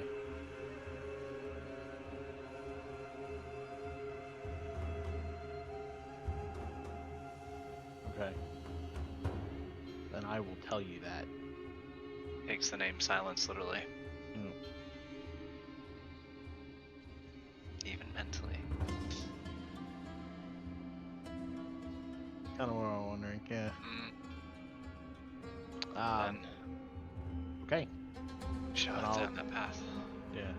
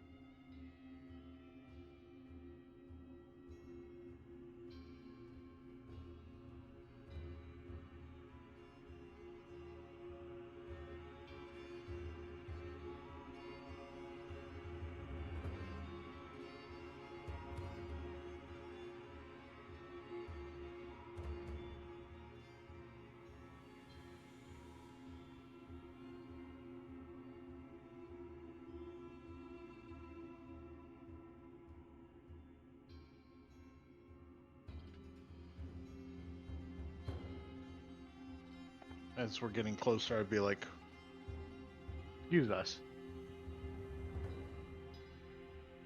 Yeah. I don't need to get shot by an arrow in the neck before we get too close. And Well, I'm trying not to alert the things flying and fighting above us. So, we bullhorn it. No. yeah, I was gonna bullhorn it, and then I was like, exactly. But yeah, no, I'm gonna, I don't know, 100 feet. Yeah.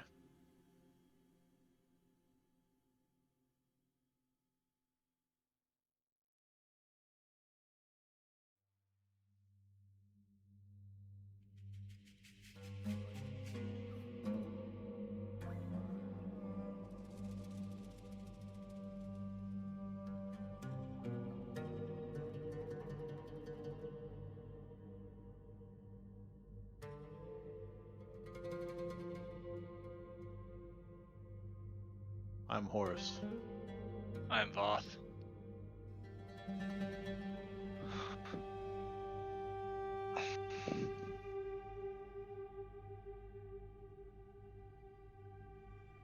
She's She one of our cannot- guides.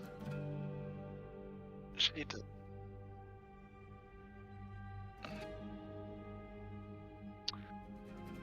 Just out of curiosity, I've seen Condri's sigil on her before. Does this seem like some like bastardization of that? Like, you know, not the same sigil, but you know what generations of it later might have been? Okay. Okay, just thought I'd check.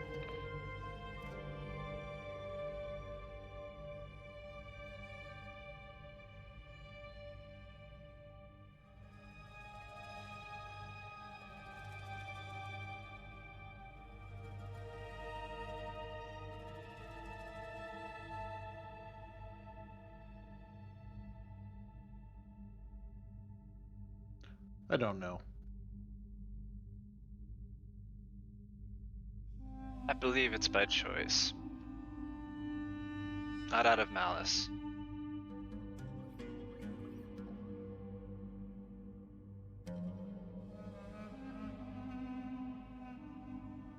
Do the Are there soldiers things that flying above us still?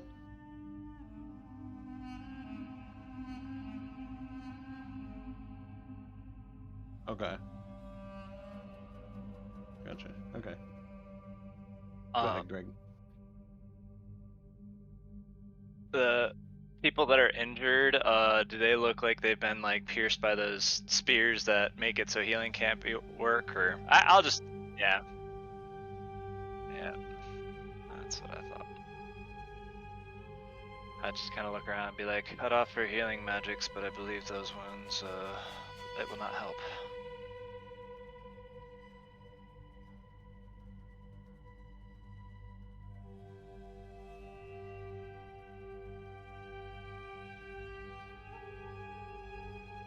Passing through.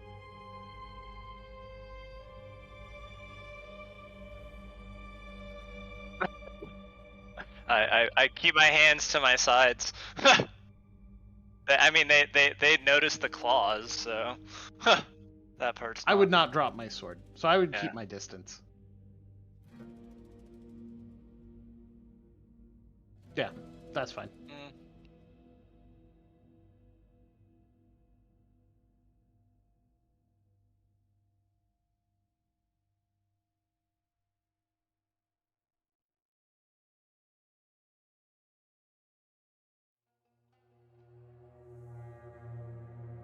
We're traveling towards the dark tower over that way. I'll point.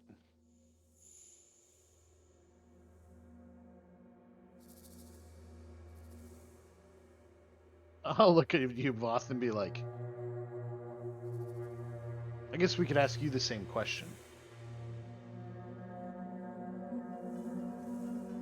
I'll just literally fucking.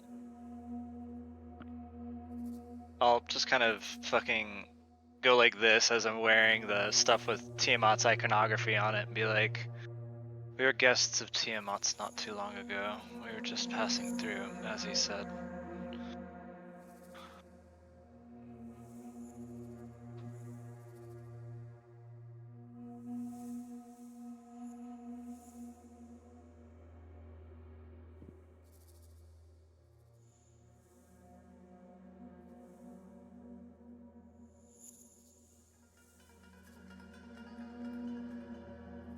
Who's not my master?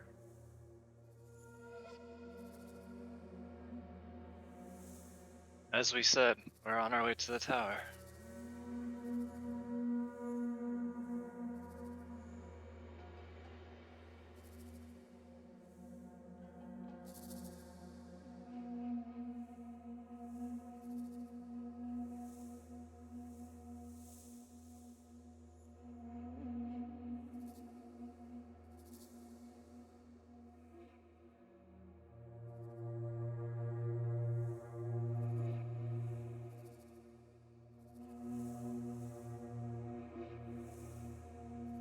Who's your commander?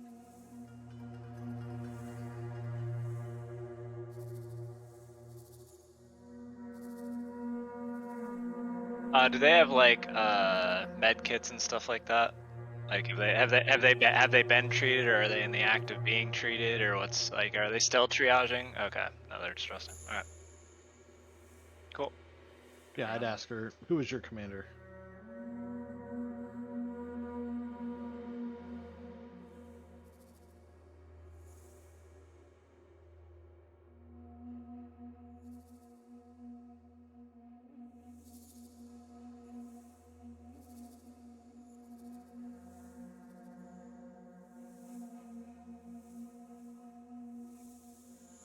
Yeah.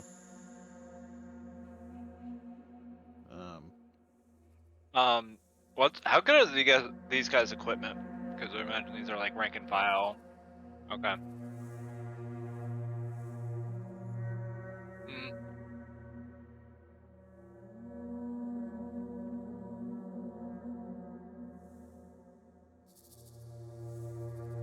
okay. Is there another way we could go to bypass these people that's not out in the open? Like, now that we've skirted through their trap zone, can we, like, avoid them and go around?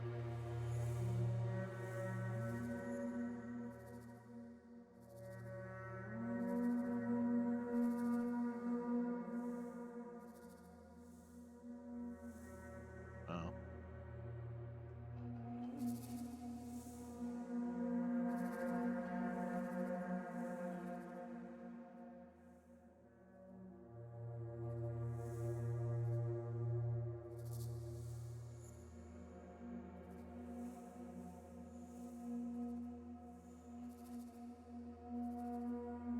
Okay. Uh, What would you or how or I've kind of noticed you're uneasy just because you haven't been wanting to put down your weapon. I'm just gonna look back at you and be like, I would not worry too much. Yes, he might attack us, but at the bare minimum, we'd easily be able to take out the wounded, and they seem to care about their people. Look at their equipment. She's right. They outnumber us. And Well, because you said there's some distance. I'm just kind of looking at you like that. Yeah, just don't worry too much. I mean, I don't. Even if they were to fight us, we would take down some of them, and I don't think they want to lose the troops. We're not worth it. but I'd look at you and be like, but remember, there's a bounty for us. And they might know that. I don't want to walk into a nest of them without my sword. I guess I don't see these types of bounty hunters though, and the little bit I do know, these people are not friendly to the realm. They're hated for what they do. I do not know what they do, and I've never heard of them. They gather the stuff that forms the newborns. So if anything, I imagine that anyone they tried to deal with would more likely slay them on the spot.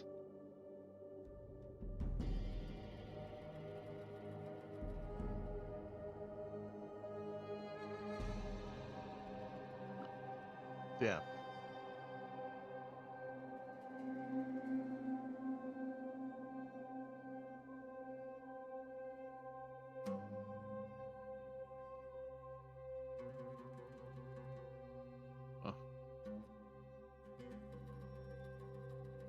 They're essentially stealing from the cycle.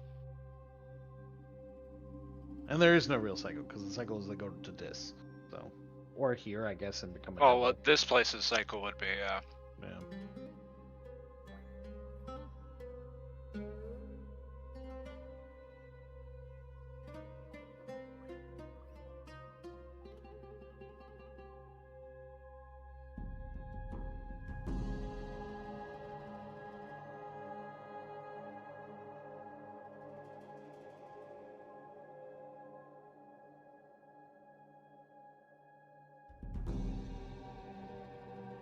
Yeah, so I just stand there and I wait.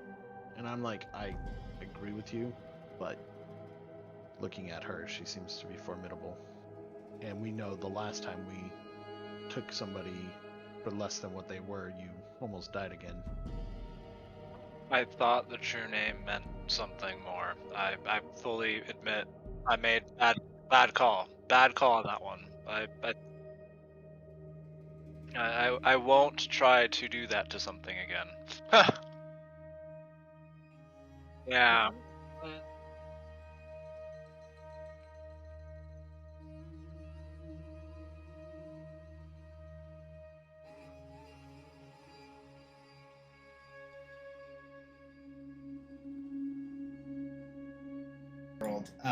As it rips into this place, there is a huge moment where above you, the entirety of the area is engulfed in an explosion of fire as hellfire rains down over and around you, splashes into the six. It's 11:30. There's a hellfire blast that was going off. You just so happen to be in cover. Congratulations. Smart. Well, thank God. A huge peal of it rips out, and she's like, it's getting very zeroed in. I'm tired of these devils and their damn hellfire. It is a nuisance, isn't it? It's useful when harnessed, but it's hard to do so. She is just staring down silence. There is something about. She just does not seem to like that silence is sitting there, kind of poised, ready to either run or to strike or something. You been down here long? 4 days. We're soon to be gone. And where do you come from?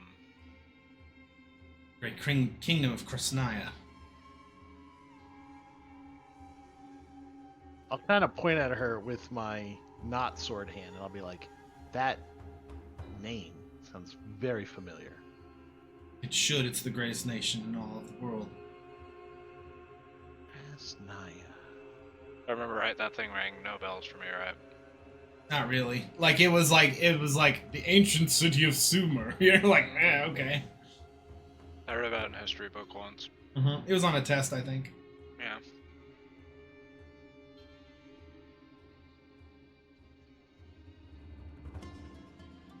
It's on the kind of- Civilization 99. Yeah, exactly. I'll look over at her and I'll be like, so your people steal souls from here? No, we steal potential energy from here. That's been stolen from us. Interesting. We are recovering that which was lost. And by rules of this place, we are following the letter of the law. The strongest gets to choose what they can with their harvests.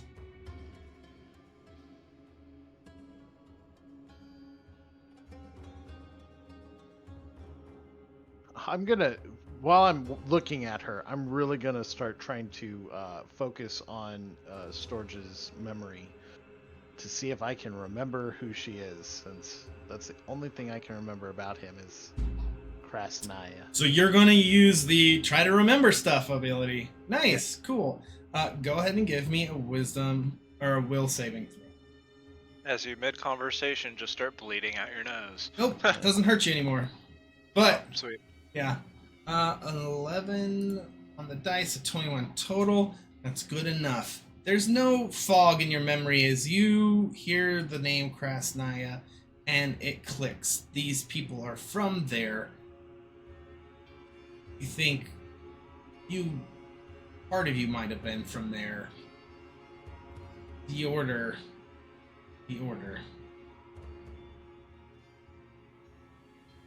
of the Black Guard.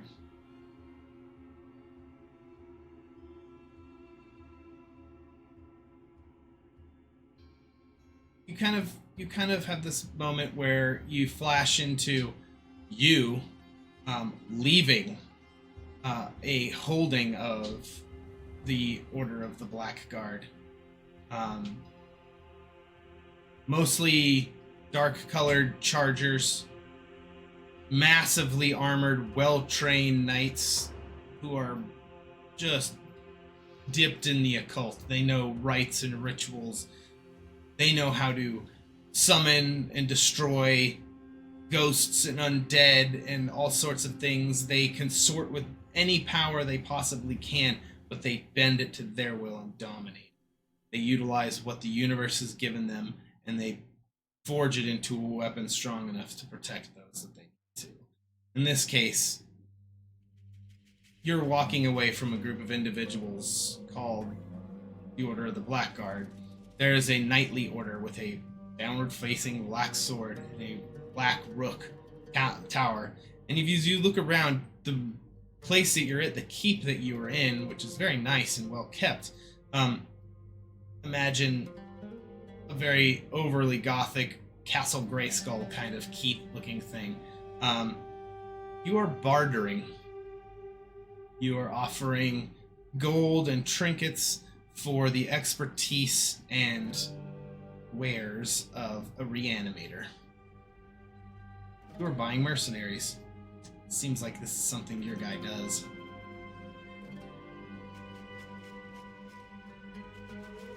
You remember buying a reanimator for his a group of people who are reanimators who will summon, control armies of undead for you to move with.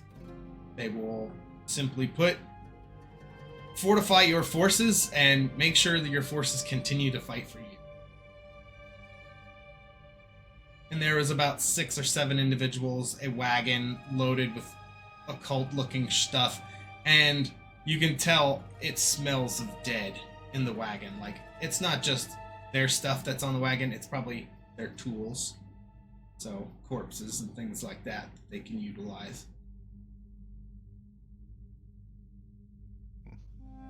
The memory fades as you look, and you can see she herself is a reanimator. She has an Order of the Reanimator pressed on her, a small brooch of a skeletal hand grasping a downward pointed sword. So I was right that they care about their dead, but not quite in how they Oh no, they care about them so much. The mostest. The foremostest. I'll kind of, after having that moment to really reflect on that, I'll look at her and be like, so you're a reanimator. Her eyes narrow as she kind of looks at you. I am. How do you know this? She looks at you and she sees the sword. She sees the garb and she's like, just kind of like taken aback for a moment. How the fuck do you know what I am here? And how she was already curious as to what you are here. You got through her wards already because you're not fiendish, so that was good. She gave you the time of day at least, but Take a moment. You've gone from unfriendly to neutral. Okay, great. We're moving in the right direction. Yeah, you're not orange now. You're yellow. All right, let's continue. I'll be like, Alright, give me a second. I can fuck this up. Fireball. Fuck no. Yeah, exactly. Jesus Christ. I'll look at her and be like, part of me was once part of you in your order. And his memories. Give me either persuasion or deception. Whichever you think you're trying to do. Guess I'm persuading. I'm using diplomacy. Okay, sure. Oh yeah, diplomacy or deception. 18. Okay. Alright. And yes, I can tap into his memories and I can remember your order. You have the memories of another inside of you. She looks over across the edge of the thing and sees the banks of the sticks kind of washing up. She's like, did you fall in? No. And how is it so? I'll look at you and be like, I'm gonna trust you. And I'm gonna look at her and I'll be like, when we crawled out of this, the memories came rushing back. That you can see has her, she goes, her hands open, and she's like, crawled out of this. No one's crawled out of this. How? Well, we did.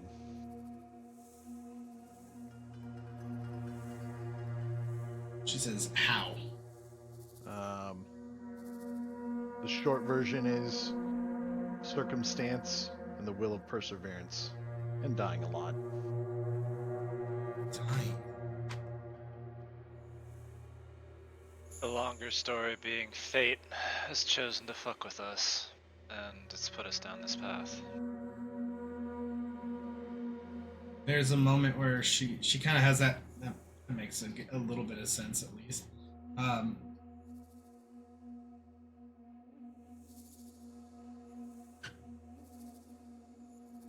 then you really do not belong here. No. No, we don't. We don't belong. Technically, none of us belong here. You said you gather those things to get back what was taken from a system that's broken, correct?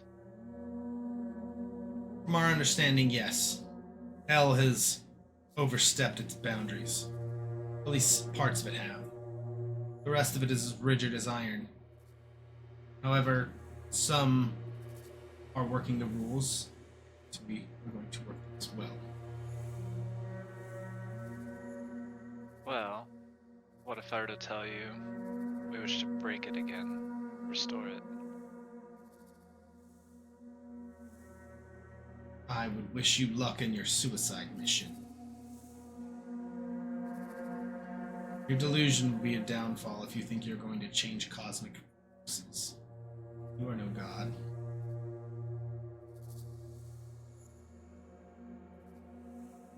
Part of me's wise words recently told me that fuck the cosmic beings puppeting us. We have power and we will use it to defend those that we care about.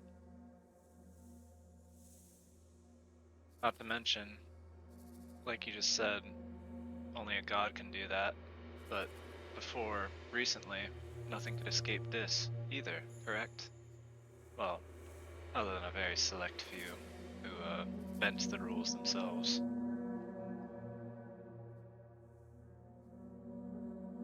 Give me a diplomacy. See where she sits on that.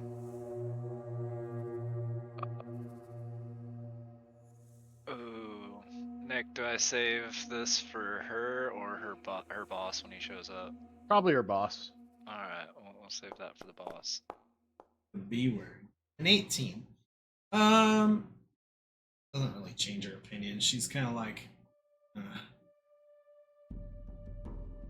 I believe we are both posturing. Just to be expected. You've played some of your pawns. I've played some of mine. I don't wish to play this game anymore. I'll allow you to stay until the commander returns, and then we'll make a decision on what to do with you. She sits and goes back to her book unless you guys press her to do it. She allows you into the far side of the camp. I gotta pick a corner and just start eating. Pull out a ration. It's not very long. Do you guys want to do anything while you wait, or just wait till the dude shows up? Are the rest of the soldiers totally just like keeping their distance, just eye fucking us, but... Pretty much eye fucking you till their pain is too much, then they lay back down and go to sleep. Or they rest, or whatever they do. I will look over at her and I'll be like, we can offer our aid. We killed a barbed devil recently and had to fix one of our own. You have the means to do so. We do. How many can you heal? Side note, Ondol is our medic, so he can do it. He's got all the medicine bullshit that he was supposed to pick up. So Gotcha. Um, know what he can do. He can treat stuff, right? Yeah. Yeah, just be medicine checks.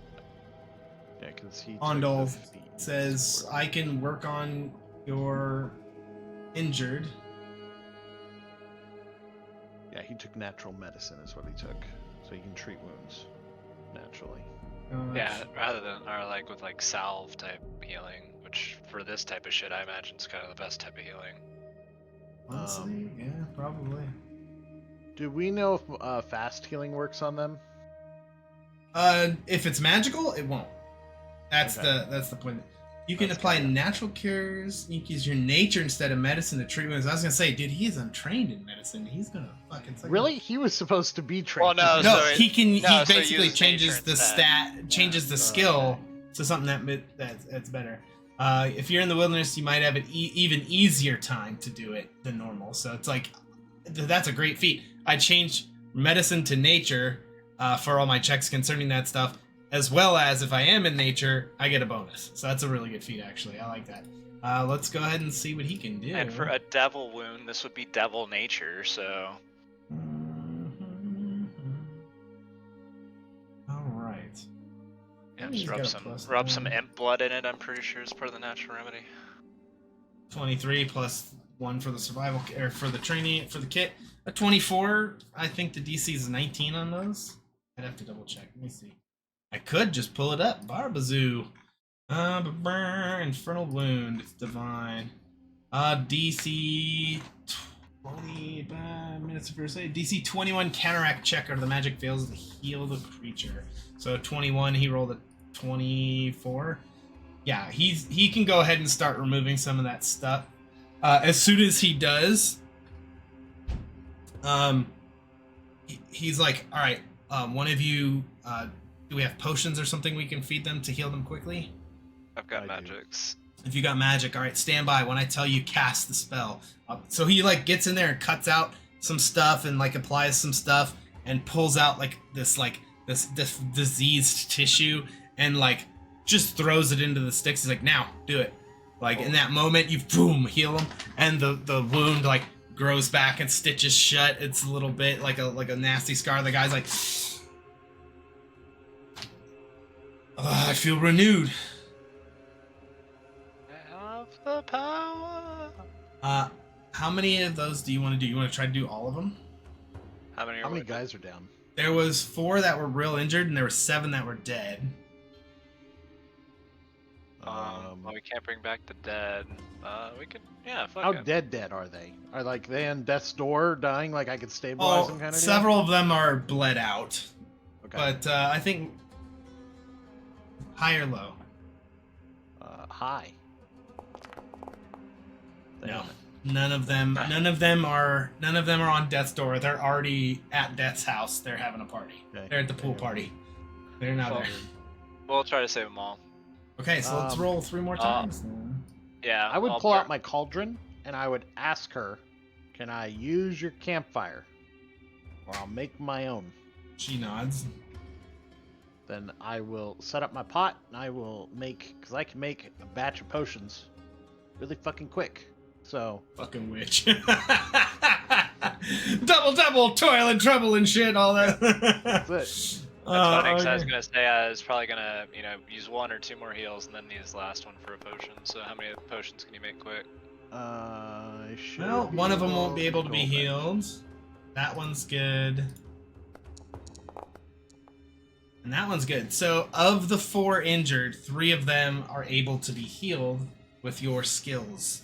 I'd say that takes you from neutral to friendly at this point, as she's like, interesting, the natural medicine route was the right way to go. She's taking furious notes.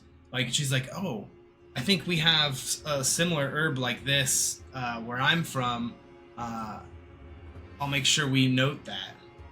So there's Brad this. seduces a woman without even being here. Jesus Christ. She's more in.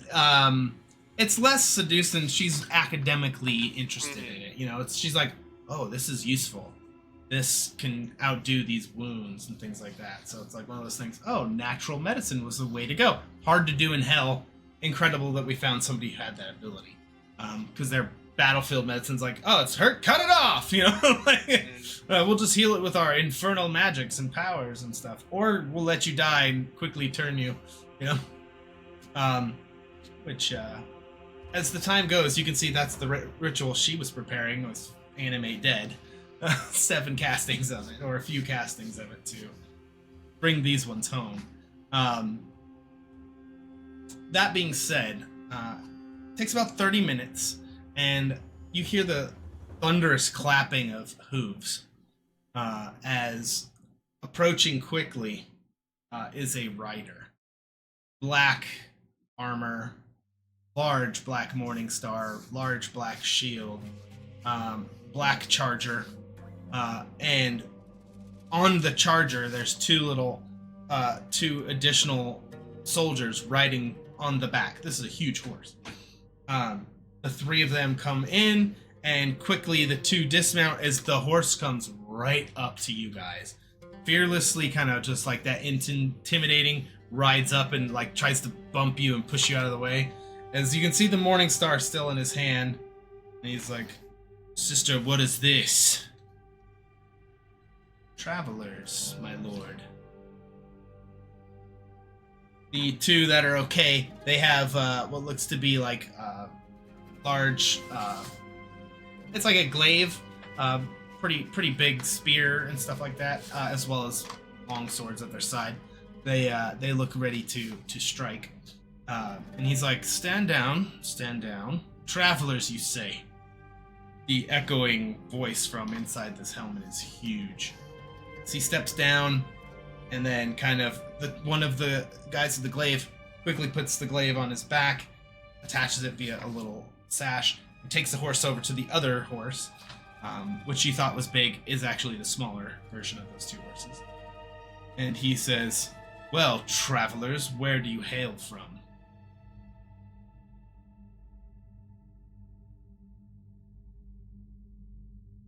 Do I feel like this is one of those, like, kind of chest thumping moments? Like, I'm kind of noticing their whole thing is about strength. So, when that happens, I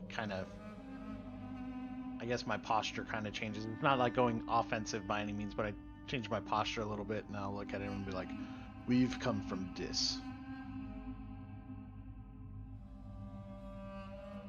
But you've made it through the lady's words, so you are no devil. What are you, undead? No. You see, silence is kind of like, Living flesh. yeah. Sounds like kind of. I'll just look at him and be like, "We are mortals that have broken out of Dis and are traveling to the tower over there," and I'll point. The ruins of New Eden. Dangerous to go down there. Inside the ruins, you will find great treachery, and those that died there are very restless. He looks to her and says, "You did not kill them, so they must be speaking truth." Like, "Yes, my lord. This one even knows our order." She points out Chris. The rest of them seem to be individuals of certain power. They speak odd things, speaking of fate and escaping layers that they shouldn't be able to escape. Impregnable fortresses we've charged at several times, not to. Yes, indeed. And now they seek out the ruins of an old calamity that happened here. Pray tell, travelers, when you get there, what is it that you seek? I seek the knowledge.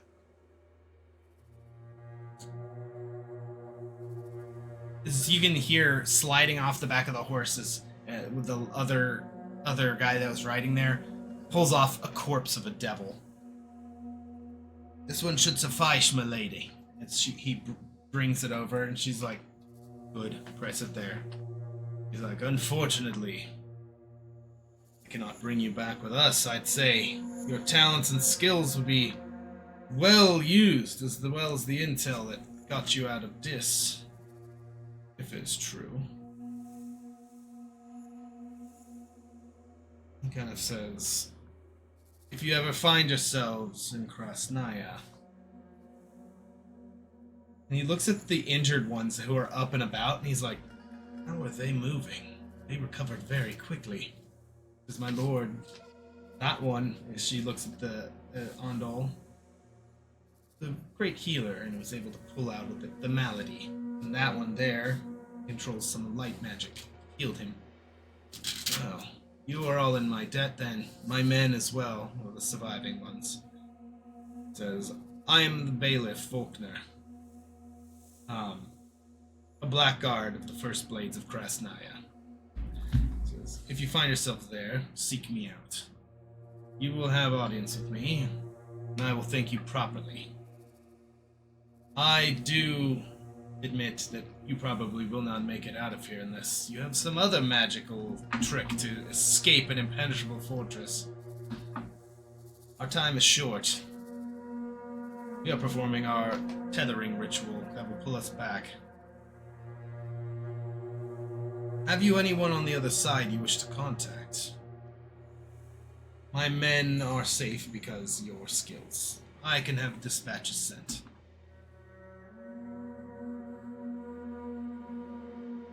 Kind of take a moment, kind of look over at you and be like, I don't really know anybody else. I'm a think to my Condry side and think if she'd have anybody she'd want to try to reach out to.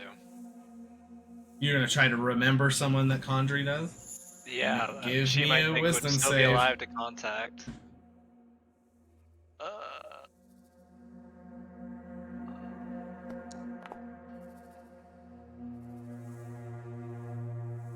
18.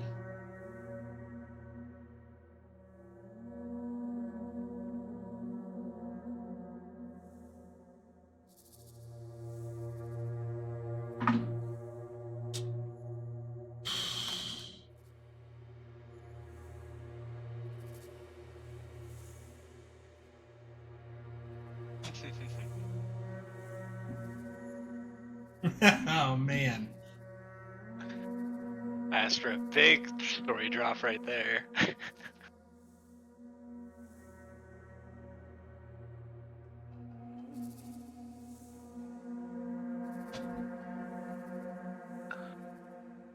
Oh man. Um.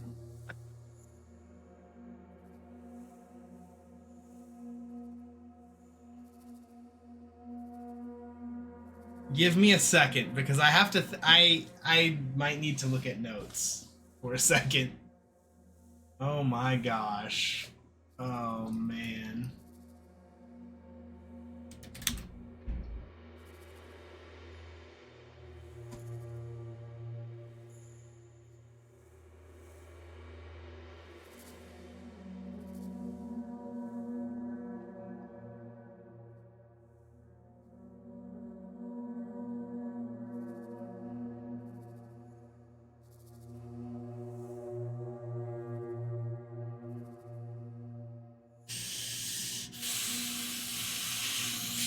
Shit.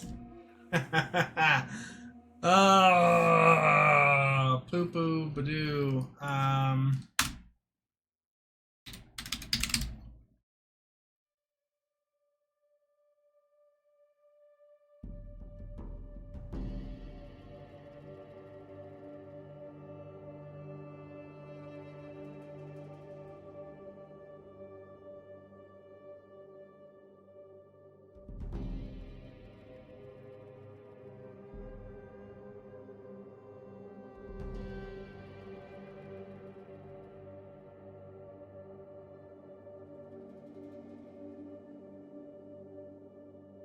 Now, so I have to temper this with like, she knows a lot of shit, and she knows a lot of things, and she's smart enough to realize there might be things that are.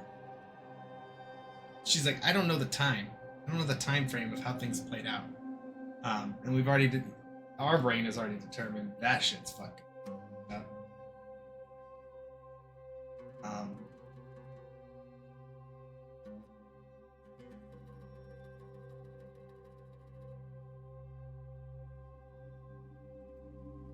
So you have a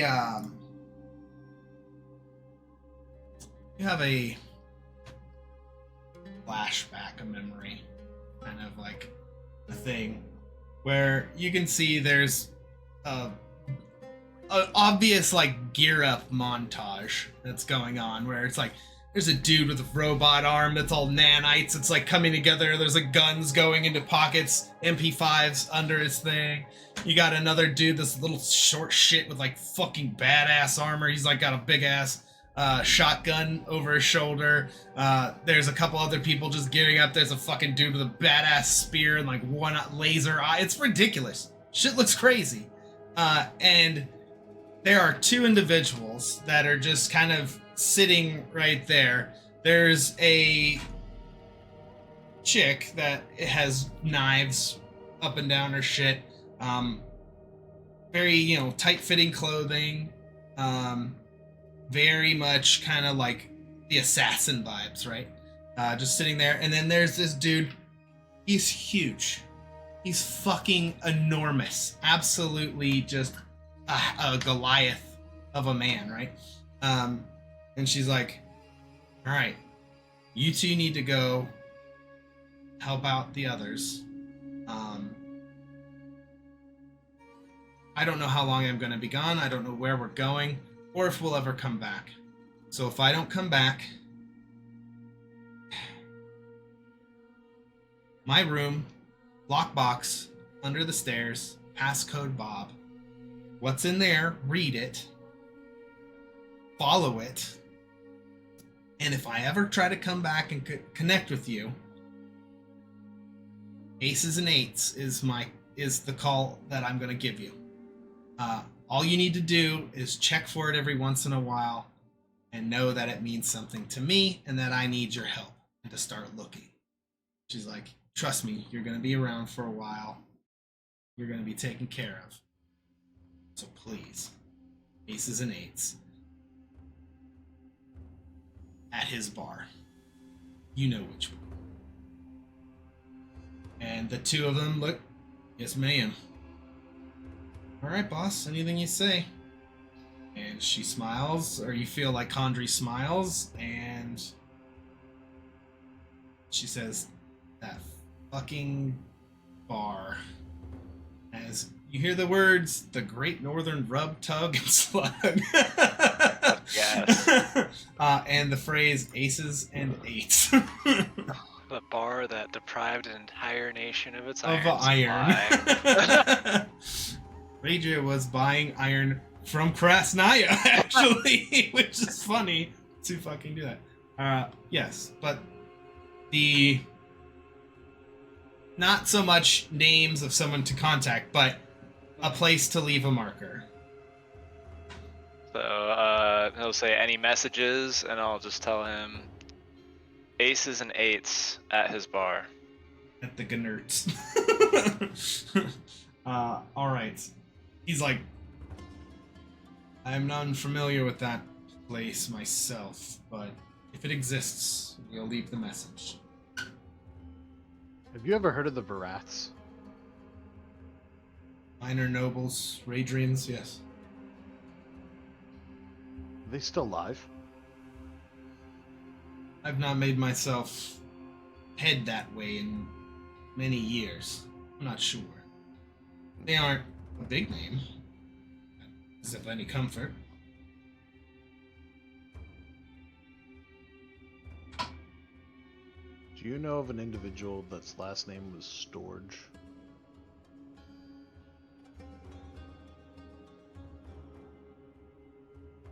He is our order's arch enemy. Exactly. Uh-oh. I don't like those tense fingers. I might not be wrong.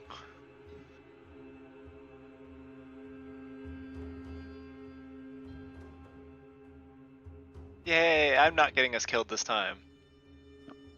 There's a pause from the dude. He's like, Yeah. "Storage. The order's done great works." He's like, "Why do you ask?" The name carries some weight. Indeed it does.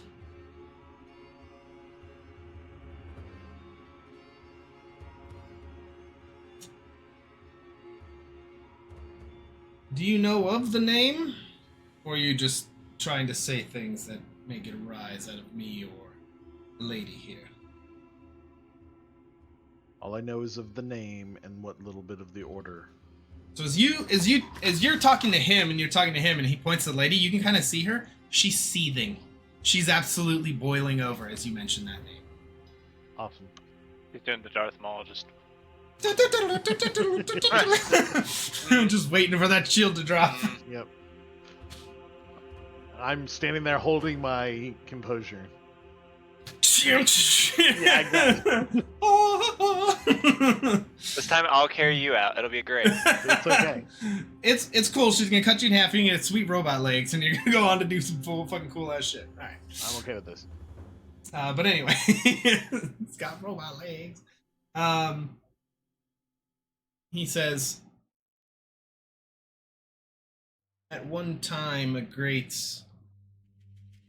patron of our order was a house called Storage.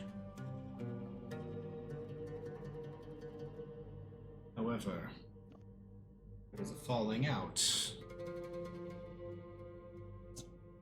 Seems he's a thief, taker of secrets. Well, at least that's how the stories go. Ancient.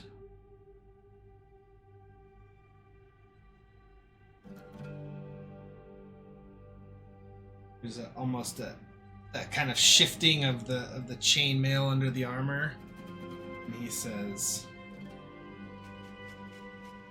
"The name is not bad, for he met a fateful end, but it is he who took many of the Reanimator's secrets, some of which are lost.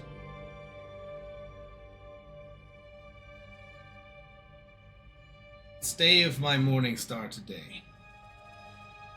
The offer stands. If you find yourself in our nation, seek me out, and I will reward you properly for taking care of my men. But I would caution you, say not that name around us.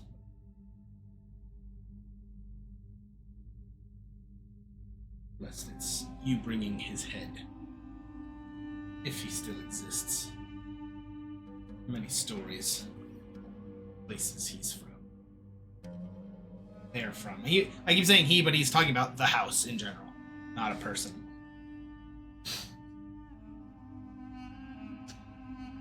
He's like, now if you'll excuse me, I have to dissect this demon, or this devil, and arrange the entrails.